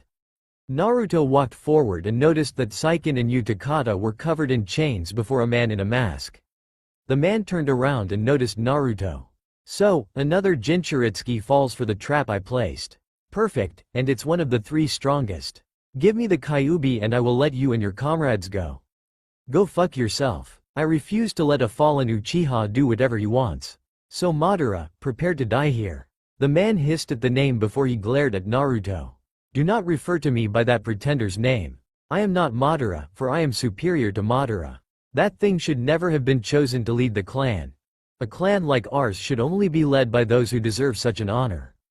It is an honor that I will rectify when I use Suki to kill her older brother and the pretender and I take control of the whole world. Madara believes that capturing the Jinchuritsuki and keeping them away from me will save them, but I will just kill Madara and all those who serve the pretender." He then turned towards Kurama and was about to use his Sharingan when he was blinded by a large amount of gold dust in the air. He turned towards Naruto only to see that Naruto was right next to him, slamming his fist into his stomach with a growl. He looked up and noticed that Naruto had black rings around his eyes, a sure sign that he was fully using the bloodline granted to him by his father's clan. "Never talk about Suki like she is your property. She is a person and I will kill you if you ever lay one of your dirty hands on her." Naruto was suddenly sent flying as the man punched him and sent him flying. "So, the Sabaku clan heir has a thing for the Uchiha clan heiress? That will make it so much easier to manipulate her into helping me kill the only person that can contest my leading the Uchiha clan. All I have to do is tell her that her brother is out to kill you and she'll want to do anything to gather the power to kill him to protect you. I will then use her hate to kill you by showing her a genjutsu of you helping Itachi kill her family. It will be flawless," the man said as he started to disappear. "I will reappear when she needs me." The man disappeared completely and the chains holding Utakata and Seiken down were released. Naruto rushed over to the man and was suddenly pushed out of Utakata's mind. Outside, everyone was watching as Naruto stood in front of Utakata and was apparently fighting with the slight muscle twitches that sporadically happened before he was sent flying back from an attack by a man in a blue mask. "So Utakata failed and my lord lost another one, oh well. I will make sure that you can't use the Rokubi anyway." The man quickly turns and snaps his fingers, killing Utakata by bisecting him with an unseen attack. "I will now take my leave, later losers." The man suddenly disappears into what looks like a sickly purple mist. "Well, that was a major fuck up," everyone said at the same time. No one was saying anything on the way back. They had just watched as some random stranger just killed Utakata with an attack that no one had seen. It was damn near insulting for Obito. He had his Sharingan out and he still didn't see what killed the man. The man who killed Utakata was another problem. No one knew how he appeared or who he was. Mei insisted that she never saw anyone who could even begin to match his or her description. Obito noticed that Naruto was sticking closer to Suki than ever, and as her uncle was worried about whether or not it was for a good reason. He trusted the kid, but whatever he saw in the Jinchuriki's mind caused him to be like this. Unknown to him, he wasn't the only one who thought this. Suki was noticing that Naruto was staying close to her, closer than any else ever had. Not that she didn't like it, it was just so sudden. "Naruto-kun, what exactly did you see in Utakata-san's mind?" "It was almost like mine, except that there was someone there. I don't know who he was, but he believes that Madara is a pretender and that he was stronger. He also believes that Akatsuki's goal is to collect the Jinchuriki to save them. He plans on going after you, Suki, and he is willing to use illusions to help him do whatever it takes to get you on his side." He then left and well, you saw what happened afterwards. "Oh, and he had a Sharingan. I couldn't tell any more than that though." Naruto replied. He was worried about what the man was saying. He kept calling Madara a pretender. How was the man who controlled Kurama a pretender? Whatever that guy's problem was, it was centered on Madara. At the rebel base, the first event that happened when the group arrived was that Mei was called into a meeting and the others were led to their tents. As the group settled down, Mei was conversing with her generals. "What can you tell me of Yagura's movements since I left?" "Yagura has amassed his forces and appears to be preparing for a final battle. We were unable to ascertain the location that he will strike in but have narrowed in down to a handful of areas. However, should we fail, or choose the wrong area, we will lose everything." A man with short gray hair replied. A man with long orange hair that partially covered one eye then leaned forward. "I am more concerned about these Konoha shinobi. 3 genin, 3 fucking genin. What in the hell were you thinking letting them send us genin? We need experienced shinobi. I know that we got Minato Namikaze, Rin Hitaki, Kakashi Hitaki, and Obito Uchiha. But where are the teams of Anbu that we need? These genin are not your everyday genin. They are Natsumi Namikaze, Suki Uchiha, and Sabaku no Naruto." Everyone's eyes widen at the names. They have already defeated Utakata earlier while he was in his full Rokubi form. The genin were the ones who did this as well, not the Junin. One of them also happens to be a Jinchuriki themselves, so they know what we are fighting. So if any of you have something to say about my decision, then step forward now. As Mei finished, all the people in the tent were reminded that she was the leader of the rebels, not any of them. "Since this meeting is over, I would like to retire to my tent for the night. Ow, I want you to find out where Yagura is taking his forces." "Hi Mei-sama," Ao said before using a shushin to disappear. In Naruto's tent, Naruto was lying down in the tent he had been provided and was wondering about everything that had happened so far. He was concerned about what the man in the mask had said about Madara. "Oh, Kurama, do you have any idea what he meant about Madara being a pretender?" "I don't know, Kit. It could be that maybe the Madara that I know and he knows are different. Or the more likely case is that Madara was not who anyone thought. If you remember, he stated that Madara was only a pretender and that he should have been in charge. It could be that maybe this person was a rival of Madara's from the Uchiha clan? One thing stood out though, he never mentioned Izuna or any other Uchiha. What if he is Izuna? You must also remember that whoever this person who killed the container for Saiken was is a dangerous threat. I wonder though, didn't his energy seem different than chakra? Maybe this person could be the clue as to who the masked man is? I don't know, it just seems like something big is on the horizon and we are all just pawns in someone's cruel game. I mean, what in the hell was that man's skin made of? I couldn't do anything to him. I feel so weak, Kurama. I know that I'm only a genin and that there are people out there better than me, but for one person to be that much better is unsettling. Kit, don't dwell on this loss, you personally have a lot of room to grow. If you dwell on this you will become obsessed and then you will become like Madara. Yeah, thanks Kurama. As Naruto was lying there, Suki came walking into his tent and lay down next to him. When he looked at her he saw that she had been sleepwalking, probably trying to find a place that was more comfortable than just lying on the ground. He smiled before drifting off to sleep. The next morning, Suki slowly came to and the first thing she noticed was that she was not in the tent that she was led to the night before. As she slowly turned her head she noticed that she was sleeping in the same bed as Naruto. Did I sneak in here last night? She looked down and noticed that she was still dressed, so she was positive that nothing had happened. She got up and walked out of the tent into the morning light and noticed Rin. Oh, hey Rin-san. Hello Suki-chan, is everything alright? Yeah, I just woke up a few minutes ago. You also came out of Naruto's tent, you two didn't? Rin started to ask, blushing a little. No, and no. I don't think I could be that bold. Suki replied, blushing as well. Oh, I see. Well, I guess that the fact that he is close to you and with what we all know he experienced when he fought that man inside of you Takata's mind. Just remember that he is the type of person who will defend his friends at the cost of his own life. Never forget that, for if you do, you might just break more than just his trust.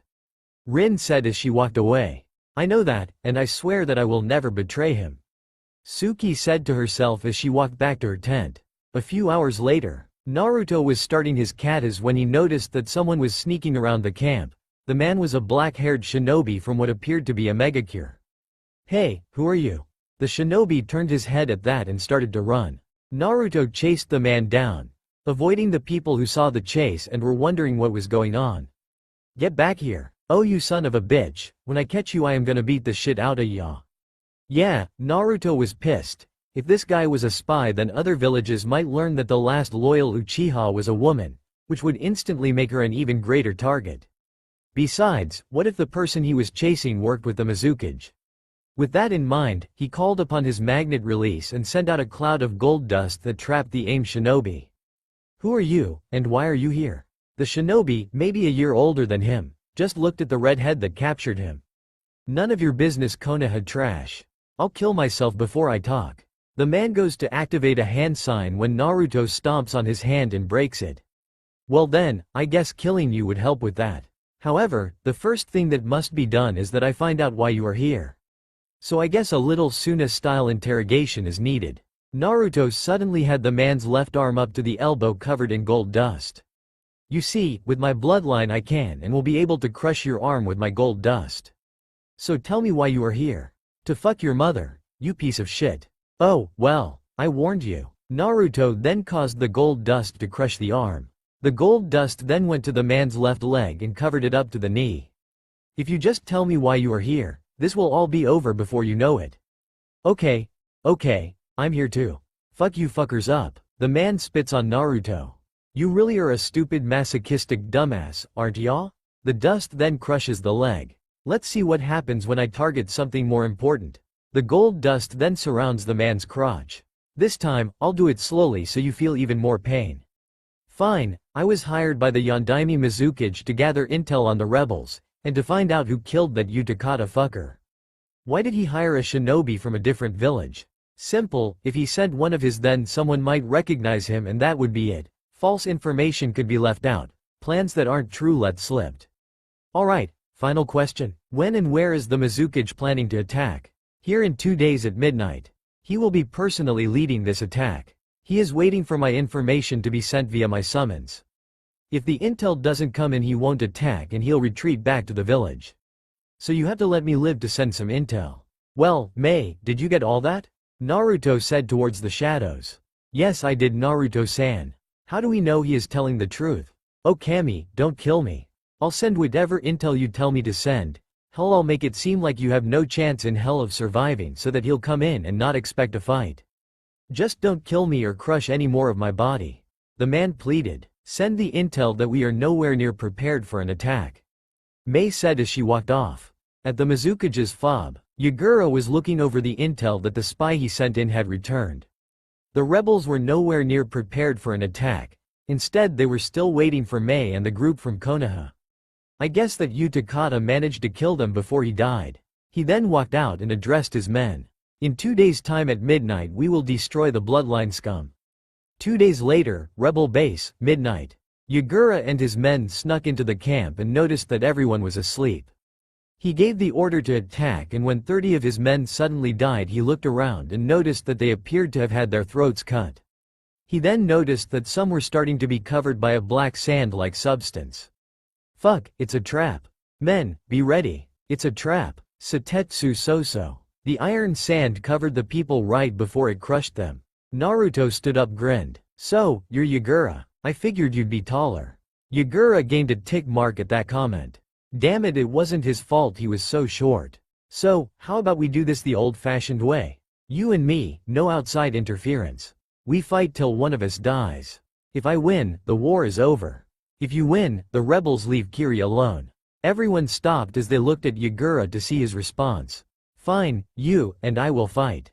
Prepare to learn why I am the Mizukage. Naruto suddenly lifted his arm up slowly as if he was lifting up something extremely heavy. All around the area any and all weapons that had been used lifted up. My Jishin, magnet release, is one of the strongest in the known world. Even my father cannot compete with me in a battle of Jishin. Now, prepare to be crushed under the weight of all the weapons used here. Jishin. Hasai ha no Kimusho. Magnet release. Crushing blades prison. The weapons suddenly converged on Yagura and all the edges were aimed at lethal points on him. Sweden. Suijinheki. Water release. Water encampment wall. The water rose up and surrounded Yagura, stopping the weapons in their paths. Yagura then rushed forward at Naruto, swinging his hooked staff at Naruto. Naruto dodged the first swing and swung his Muramasa and had it collide with the staff, only for him to be sent flying back. Ha ha ha, kid. Haven't you realized that a weakling like you can't stand up to a cage like me? I am Yagura, the Yondaime Mizukage. Sweden. Suiryuden. Water release. Water dragon. Naruto was hit by the water dragon that appeared out of nowhere after Yagura yelled out the technique. When the water fell, all the spectators saw was a body made of gold dust. Damn, my second bunshin saved my ass. Yagura sneered at the insolent child in front of him. Well, I guess that it's time to take this to the next level. Kurama, I need some of your chakra. Got it, Gaki. Naruto was suddenly surrounded by 5 tails of Kurama's chakra. Yagura saw this and narrowed his eyes. Alright then, child, I'll show you the next level. Yagura then went straight into his Sanbi no Kyodai form. The two stared each other down before a sudden snap was heard as one of Yagura's tails slammed into Naruto. Naruto roared out and 2 more tails sprouted out before he gathered a large amount of chakra in front of him, almost at the same time that Yagura did. Bijudama, Nanabiko Amari. The two shouted out before the attacks collided, causing a large crater to appear in the center. As the dust settled, everyone gasped as a small fox skeleton surrounded Naruto, protecting him from the majority of the damage. When he released the skeleton and the chakra cloak, he fell down and looked across at the body of Yagura. I win, motherfucker. He then, casually, fell unconscious. As everyone looked at the end of the battle, a few of the rebels began to cheer. With the death of Yagura, due to the kid that no one thought would be able to do anything, the Mizukage's forces all agreed, if a genin could do that, what chance did they have against the Junin? As they all threw down their weapons, everyone smiled as former enemies welcomed the other side into a large celebration. Finally, no more brother fighting brother over something as stupid as blood. In a mysterious location, the man in the mask and his subordinate watched as news began to be spread about Yagura's death. So, the Kyuubi Gaki managed to kill Yagura? It doesn't matter, not really. I mean, Yagura wasn't even fighting him, I was. To have as much control as I did over him required me to break him. That wasn't the level a Kage should fight at, definitely not a Mizukage that is also a Jinchuritsuki. Soon, my plan will come to fruition. As the man started laughing, his Sharingan slowly started spinning. The man in the blue mask chuckled, he was getting paid good money for this. The red eyes behind the mask suddenly glowed, before he walked away. I'm leaving for a bit. Go then, child, it matters not. Of course, Uchiha-sama. As everyone was walking back to Konoha, Suki had a thought. I know this is an awkward time to ask, but how did Naruto-kun manage to live in Konoha? I mean, he is the son of the Yondaime Kage? Minato sighed, before clearing his throat. Well, a little known fact is that I originally came from Suna, but when I was little my parents split up and I was brought to Konoha with my father. My little sister stayed with our mother in Suna. We kept in contact, but then I eventually became a shinobi and so did she, so we had no time to talk anymore, at least not until our Chunin exams. I was on a team with Kushina and Ibiki, she was on a team with Sabaku no Gareth and some puppeteer. When we saw each other, well, it was interesting if I had to say. She had become a member of Suna's Wind Mistresses. As we talked she told me about how her and Gareth were together, and I saw that she truly did care. Anyway, after the exams we kept in contact, until the Third Great Shinobi War. Ya see, the Sandaime Kage was Gareth's teacher and adopted father. When he went missing, which the search afterward led to the war and to Gareth receiving his title of Yondaime Kage, my sister Karora and I lost touch with each other. After the war, as we talked more, it led to the best arrangement that could happen. Our two villages were even tighter knit with the connection between me, my sister, and my brother-in-law. Eventually I got word that my sister had given birth to a daughter, Tamari, and later a son, Konkuro. She was pregnant during her next visit to Konoha, and while there went into labor.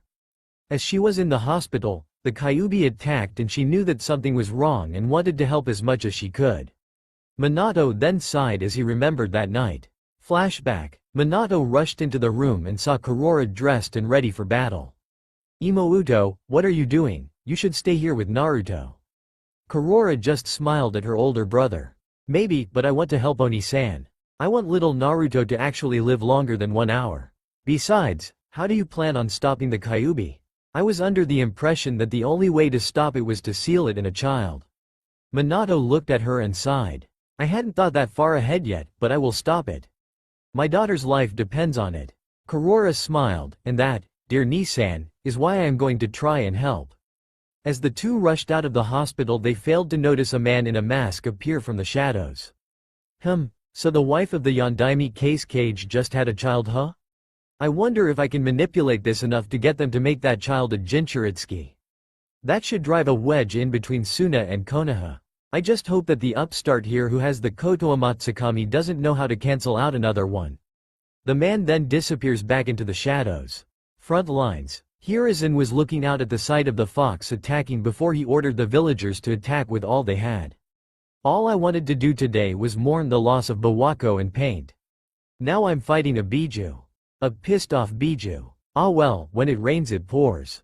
He then started to charge towards the fight when he suddenly got the idea to seal the fox into the child of the visiting dignitary from Suna, as a sign that the child will be a joint shinobi, Jinchuritsuki. He then went to find Minato and the child's mother. With Minato and Karora, the siblings suddenly saw a man in a mask and when they saw him they suddenly had a plan to seal the Kyuubi into Naruto, strengthening the ties between the villages by having him stay in Konoha as a permanent dignitary. They forgot the masked man as they went towards Hiruzen. Minato was preparing to ready the Shiki Fujin. Hiruzen then offers to use the technique instead. Minato, listen, I am old, my wife is dead, my son is with the 12 shinobi guardians, and I would like to die saving the village instead of in a bed. Please Minato, give me this at least. Minato and Karora eventually agreed. As they went and got Naruto, Minato also went to check on the condition of his wife and daughter, who had just been born the week before. He smiled when he saw Kushina standing guard over their daughter. He explained what was going to happen. Kushina sadly smiled and wished him luck, stating that she would prepare a room for little Naruto and Karora while they settled everything. Minato then used the Hiraishin and appeared next to Karora, who had traveled all the way to a section of the outside of town that was large enough to bring the fox and everything needed to seal the fox into young Naruto. Minato then used the Hiraishin to appear next to Hiruzen, and both of them used a Shushin to appear on top of the Kyuubi. Minato then Hiraishined over to the area they were going to use to seal the fox, as an Anbu used the Mokuton to hold it down. Minato, this is it. After this you will have to be even stronger, for your daughter and now for your nephew as well. Shiki Fujin. With the hand seals complete and a mighty shout, Hiruzen sealed half of the fox's chakra into himself and the other half into Naruto. Flashback end. Everyone was quiet as Minato finished explaining. To-san, wouldn't it have been smarter to seal Kurama in me? I mean, as an Uzumaki, wouldn't my chakra have been strong enough to hold him? Natsumi asked sheepishly. Minato thought about it. Yes, it would have. I don't know why we didn't. Obito suddenly gasped. I think I know why you didn't argue with sealing him into Naruto. You said that you saw a masked man and then you and Kurora-san got the idea to use Naruto, right? Well, it sounds like whoever this masked Uchiha is, he has a Mangekyo Sharingan and access to one of the most terrifying genjutsu powers. The Kotoa Matsukami. Kotoa Matsukami? Everyone questioned. A much stronger form of the Sharingan's base hypnosis ability. Instead of relying on the person it's being used against mental ability, this genjutsu implants memories and decisions into your head. It makes it so that you will believe that any idea implanted is your own idea. But this sounds like an even stronger version than most. It usually should only be able to be used once every 10 years.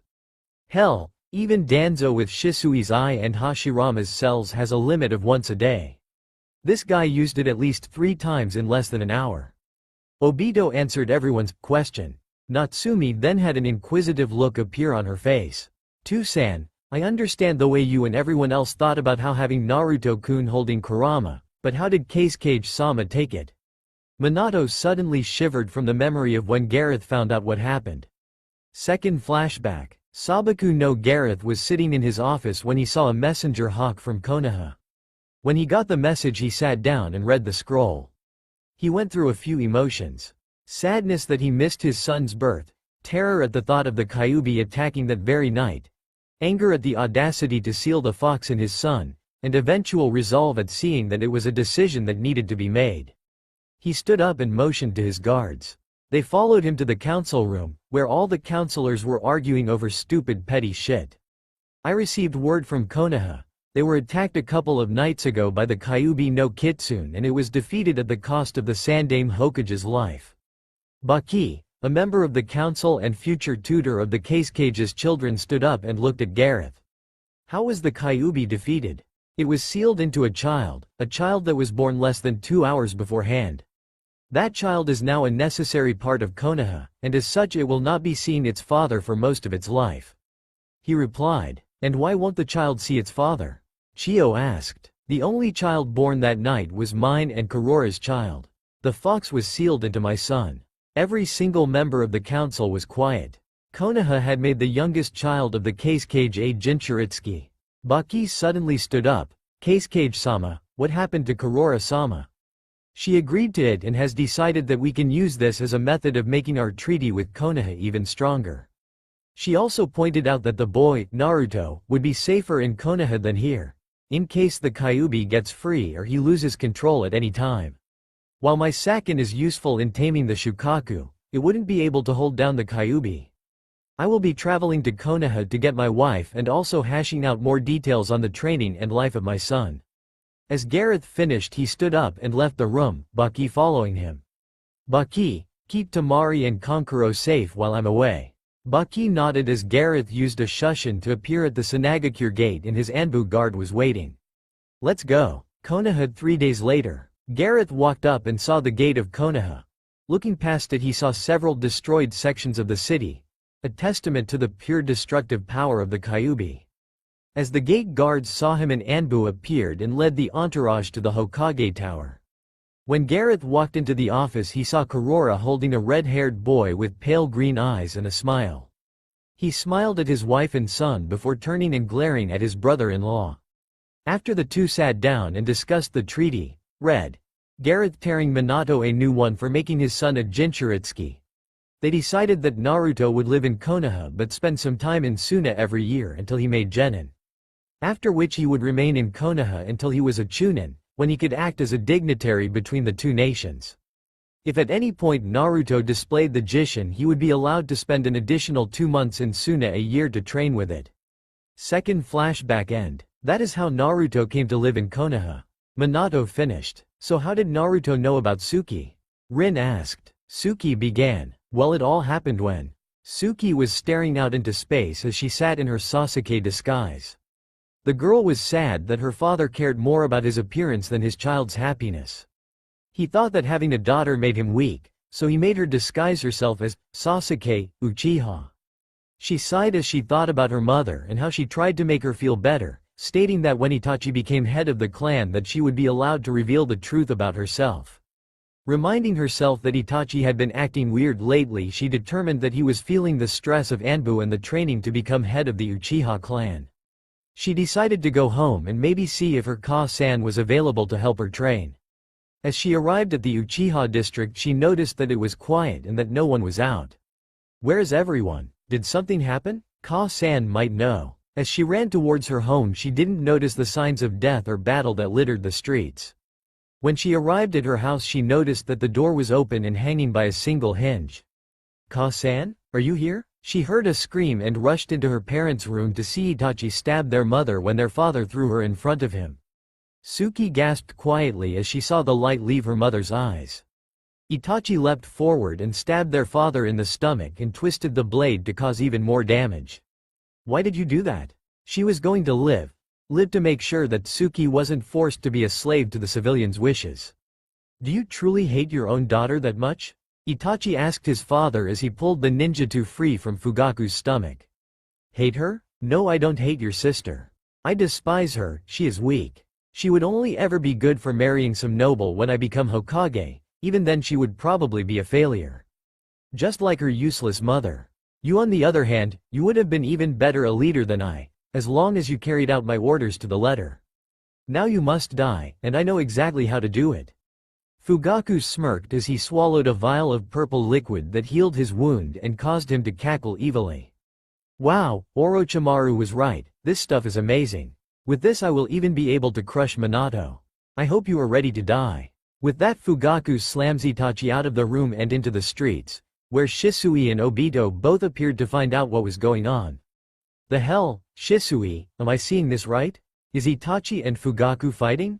Obito asked. I think so, Obito. Shisui replied. He didn't notice Suki in the gap of the building that Fugaku and Itachi had busted out.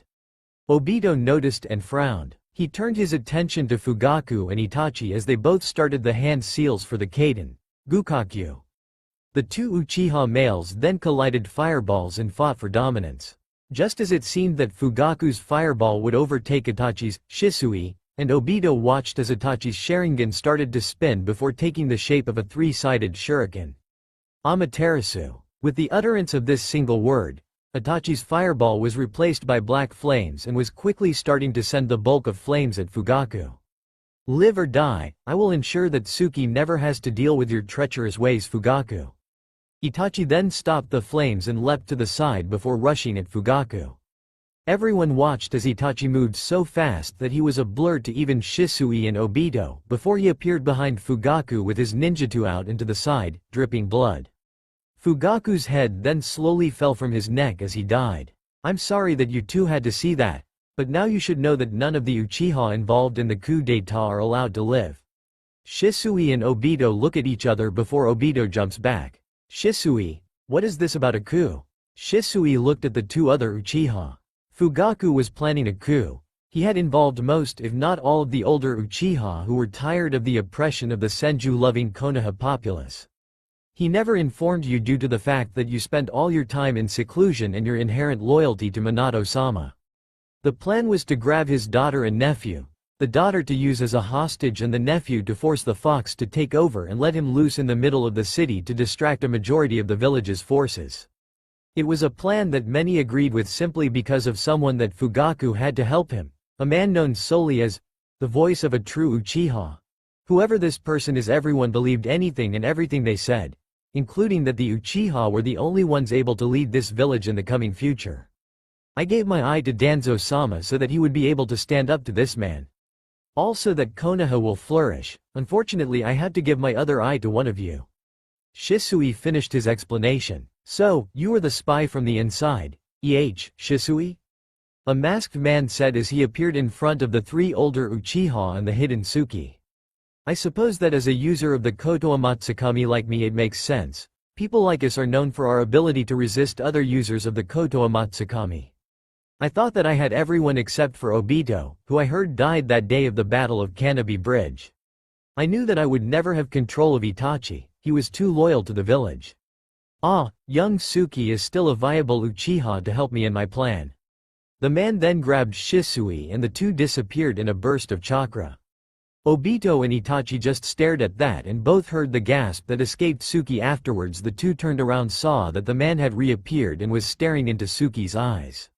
He smirked when he turned around and disappeared again, but not before informing them that he had altered Suki's memory into Itachi slaughtering everyone but Obito, and that he had done it for the simple purpose of testing himself. Obito saw Itachi hit the ground in shock, his eyes wide.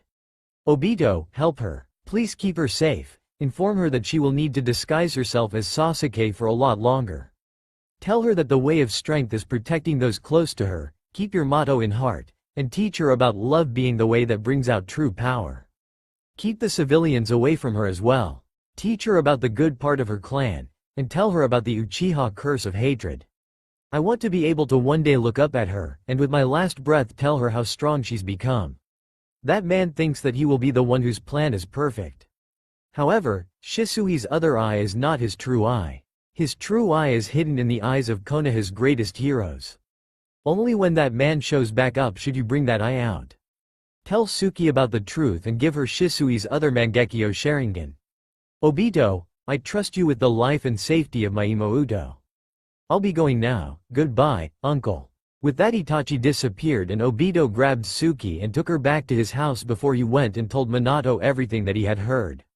A few weeks later, Suki was staring out into the water in the Uchiha compound. She was thinking about everything that had happened those few weeks before, the day that her Oni-san had killed most of her clan. She thought back to the day that Obito told her that she would have to remain hidden as Sasuke until she graduated the academy and became a genin, so another 8 years. It sucked that she would have to hide her gender and identity until she was 16.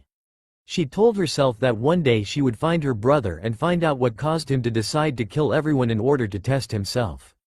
She then noticed as two red-headed kids appeared on the other side of the lake and were heading towards her when they saw her. Great, 2 more kids who are gonna ask what is wrong.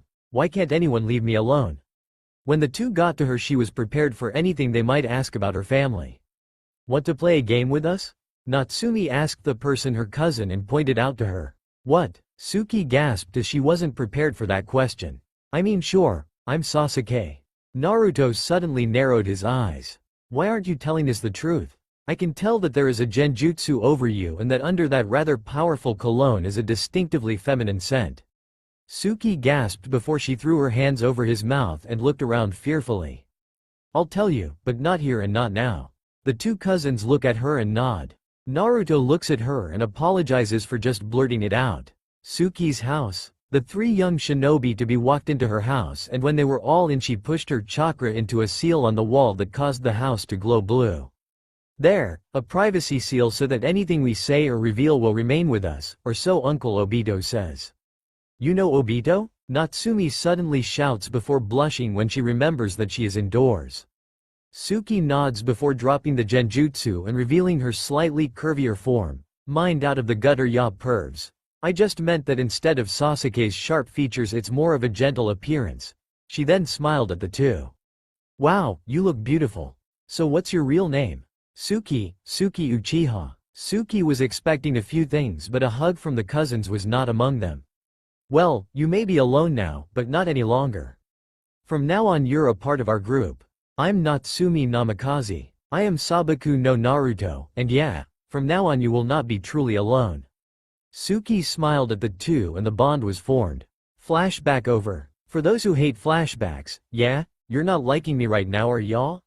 Suki finished her story, with Obito filling in the truth about that night, and Itachi's wish that Suki be the one who fights and kills him.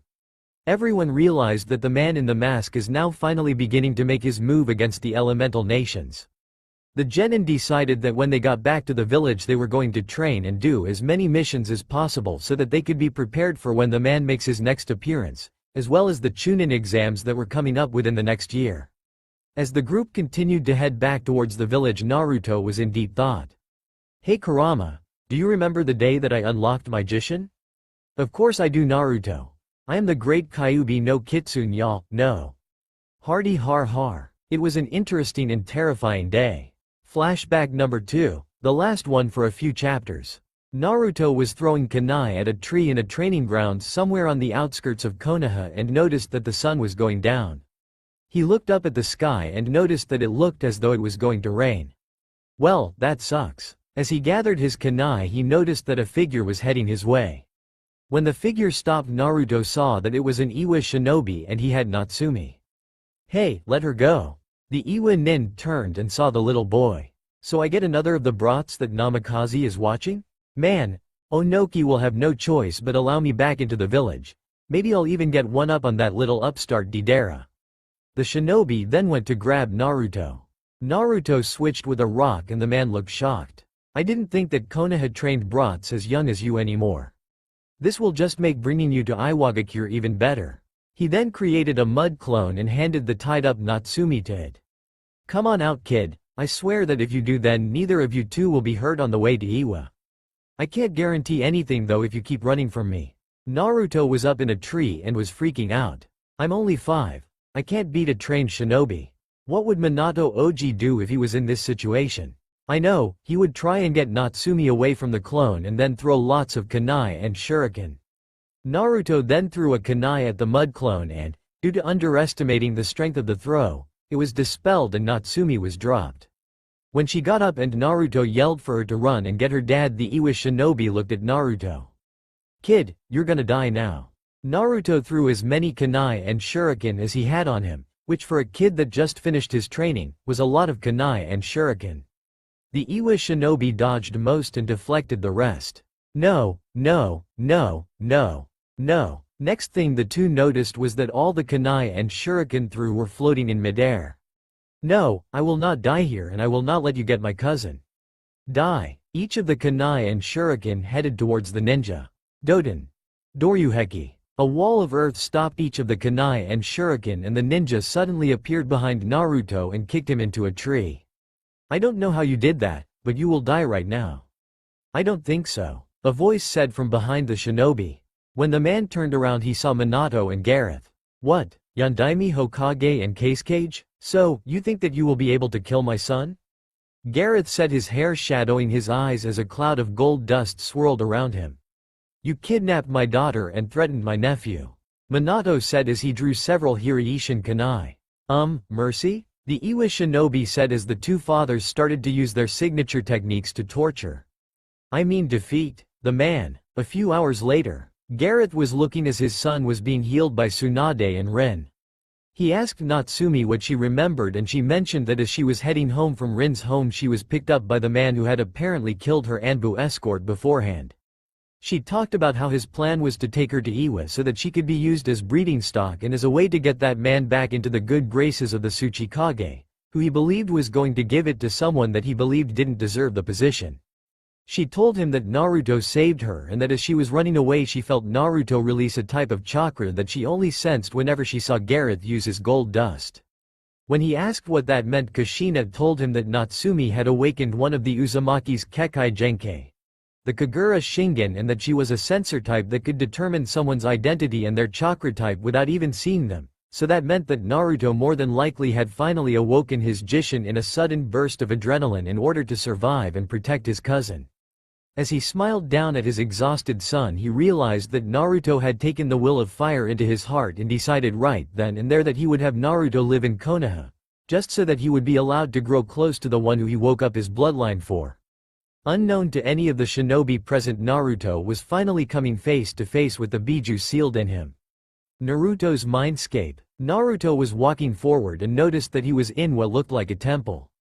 As he got closer to the center he noticed that there was a gate and that behind the gate there was a large form. Hi. So, my warden finally decides to visit. I honestly thought that you would never show up before me. So you're the Kyuubi? What's your real name? Naruto asked the suddenly surprised Biju. My real name? How do you know that my real name is not Kyuubi no Kitsune? My younger brother holds one of your brothers. He holds the Ichibi no Tanuki. His name is Shukaku, correct? So, you think that I consider that crazy Tanuki as my brother? Do you believe that because he has a name that I have one as well? Even if I did, why would I tell a runt like you?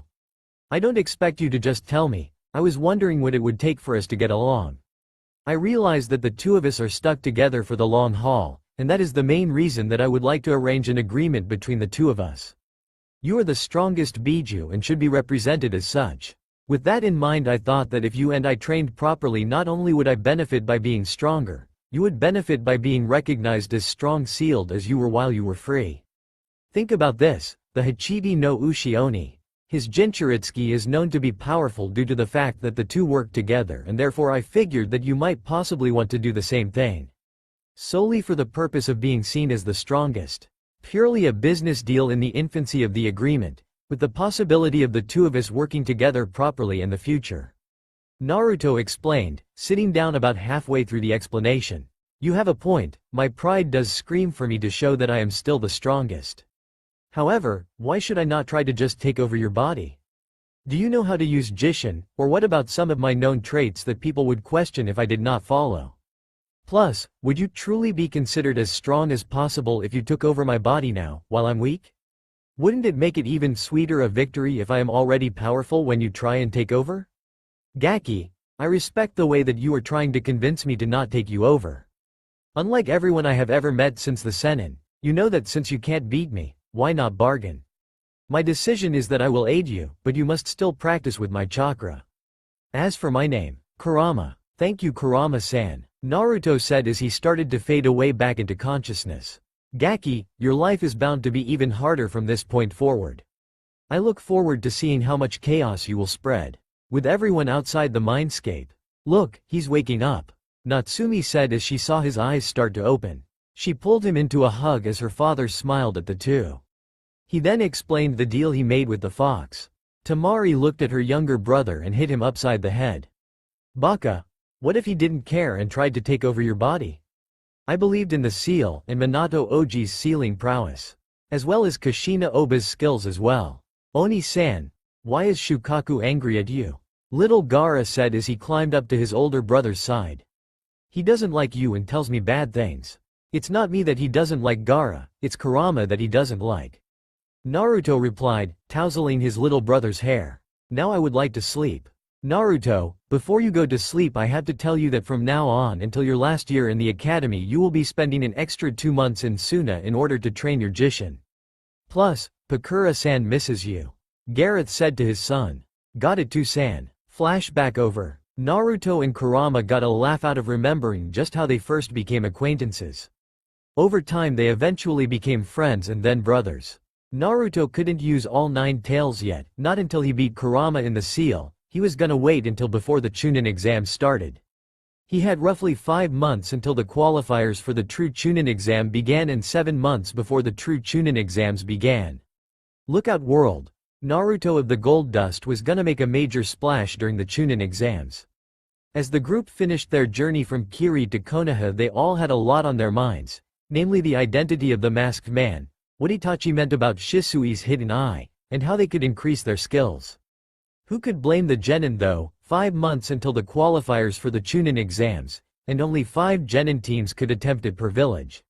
However, these particular genin just wanted to come home and rest from the rather harrowing journey that was fighting with the rebellion in Kiri. Minato told everyone to go home while he went to tell Tsunade about their successful mission, and more importantly about the masked man. When they split up, Natsumi headed home thinking about her cousin and teammate, Suki was heading home to get some much-needed sleep, and Naruto was heading towards Anko's apartment. Kakashi, Rin, and Obito were heading to the bar. As Minato walked through the village he heard people mentioning that all 5 of the major villages would be represented in the upcoming Chunin exams. He also overheard a few people talking about how the Uchiha heiress should be used as a baby factory for the Sharingan. These were, of course, the civilians that had hounded after the Uchiha heir before she revealed the truth. He arrived at the Hokage's tower and walked up and went in. "Tsunade-sama, how are you liking the hat?" Tsunade glared up at the former Kage. "It's great, just fucking great. How the hell did you ever complete the paperwork?" She sighed as she noticed the gleam in his eye. "What now?" "Mission complete. Yagura was killed, as was Utakata, and Kirigakure is slowly turning around in strength. We also ran into a man that claimed to be an Uchiha." He stopped as Tsunade narrowed her eyes. While he wore a mask, it was determined that this is the man who both convinced Sarutobi, Kurora, and myself to seal the Kyuubi into Naruto, as well as the reason the Uchiha clan was set on pulling off a coup. He also mentioned something about Madara being a pretender. Tsunade sighed at the new information. She then laced her fingers together and sat her chin on them. "Do you think that I should rescind the bounty on Itachi then?" "No, keep it out there, but I would say it would be best to switch it to an alive-only reward." Tsunade nodded as she stared out the window. Team 7 will get the pay for an S-ranked mission, but they will have to start taking D-ranked missions if they wish to be eligible for the Chunin exam qualifier. They will be given 1 week to rest before I start to hand out missions to you. You are dismissed for now. Minato nodded as he flashed home. "Grandfather, what could this masked Uchiha mean by Madara was a pretender? Was there something about your rival that no one knew?" With Naruto. Naruto showed up at Anko's apartment and knocked. After a few minutes he knocked again, and just as he was about to walk away the door was opened by Kurenai. She looked surprised to see the red head. "What do you want?" Naruto noticed that she had a slightly venomous tone when she mentioned him. "I am here to see Anko. What are you doing here?" Kurenai heard the equal amounts of venom in his voice when he mentioned her. "I am here because Anko told me about how you were with her and Uchiha-san. I told her that the only reason you were with her was so that you could break her heart." Needless to say, she decided to go and get drunk and Kurenai stopped her rant when a hellish amount of keys slammed into her. "You told her what? Why in the 7 circles of hell would you tell her that? I love Anko, and now she thinks I might be using her. What in the fuck is wrong with you?" Naruto pushed past her into Anko's apartment and went towards Anko's room. When he got there and walked in, he was hit by a strong scent of sake. He saw Anko lying on her bed and went over to her. "Hey Anko-chan, it's time to wake up." She stirred when he called out to her and saw him. "So, you are back. Did you have fun spending all that time with Suki and that Kirigakure bimbo? I wonder why you even stopped by. Was it to tell me that you can no longer see me?" She had slightly red eyes from crying. "Are you here to leave me now? Are you gonna tell me that it's time to seep her?" Anko stopped talking as Naruto kissed her. "No to all of that, Anko-chan. How could you even think that about me? I told you I loved you. Why would you ever believe someone else when I told you that multiple times? So what if I am going with both you and Suki? Did you forget that the only reason I am is because of that damned CRA? If you want me to leave, tell me now." Anko stared up at him for the longest time, right in his eyes, searching for any sign of deceit.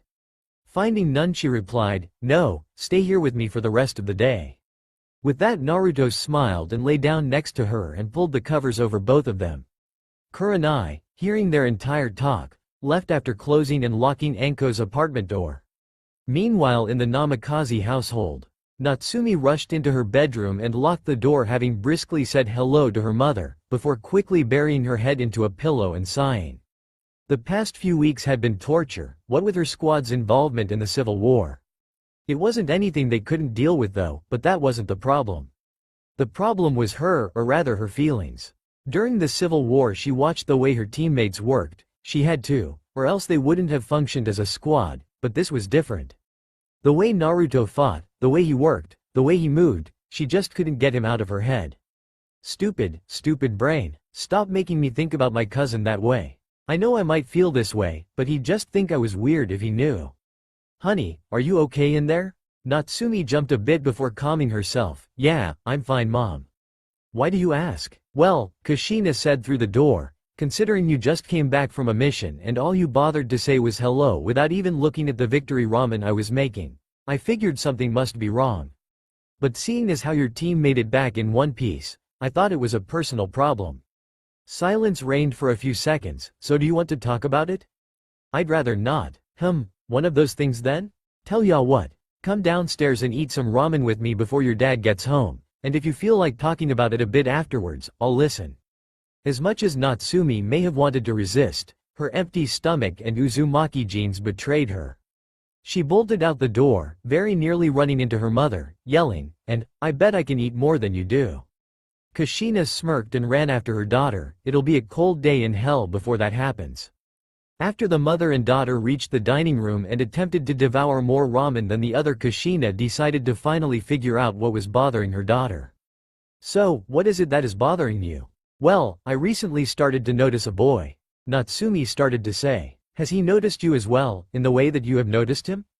"He has noticed me, but he might think that I am weird if he knew just how I liked him. He might even start to distance himself away if he knew." "Oh, is that so? Who is this boy that my dear Masumi has noticed?" "Ka-san, the boy that I have noticed is Naruto-kun," Natsumi whispered, almost too low for her mother to hear. Well, that's kinda? I don't know what to say."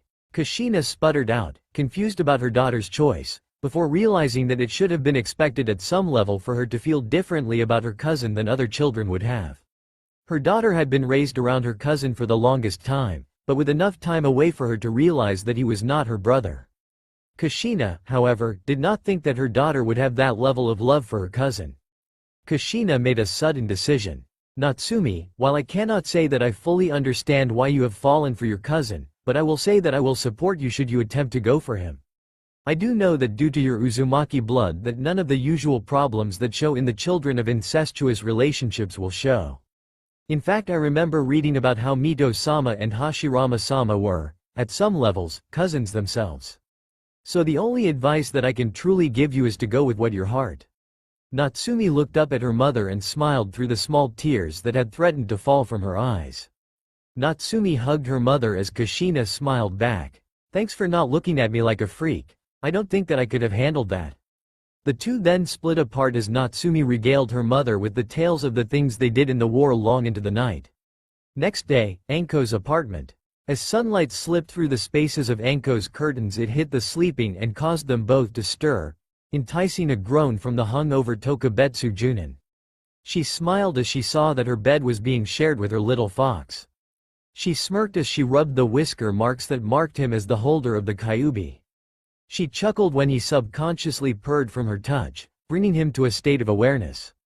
As he opened his eyes, his seafoam green met her brown and they both smiled a loving smile. "So, my hubbyheim, would you like to go on a date later today?" "Why yes I would, Naruto-kun, yes indeed. When should I be ready by?" "How about as soon as we get ready this morning, and we spend the entire day together?" Anko was up and in the bathroom across from her room in a flash, her clothes already in there and a message sent to Ibiki telling him that she was taking the day off. Naruto decided to get out a change of clothes that he kept in her dresser for when he stayed over.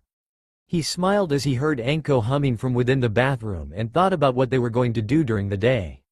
He decided that he would let Anko run their day, but he would pay for anything they did. As this was going on, he heard a knock at the door and decided that he would answer it for Anko. When he got to the door, he was surprised to find that it was Minato that was knocking. "Naruto, we have the week off. After which, we have been consigned to our required D-rank missions. So have fun for the week, because we will be working double time to make up for the lack of missions that we need to complete to even be able to enter the Chunin exam qualifier." Naruto nodded and Minato Hiri shined away. As he closed the door and went back towards the room, he noticed Anko was in her room putting her hair into her usual ponytail. She smiled at him and asked who was at the door. "Minato Oji-san. He was just informing me that my team has the week off before we get swarmed with D-rank missions. We will be working double time for a while in order to even be able to join the Chunin exams. So this date will have to be special, cause I don't think we'll get another chance after this week." Anko nodded her head as Naruto went into the bathroom and did the usual routine. The day was looking to be a special one indeed. That's all for now. If you enjoy, then please like, share and do comments.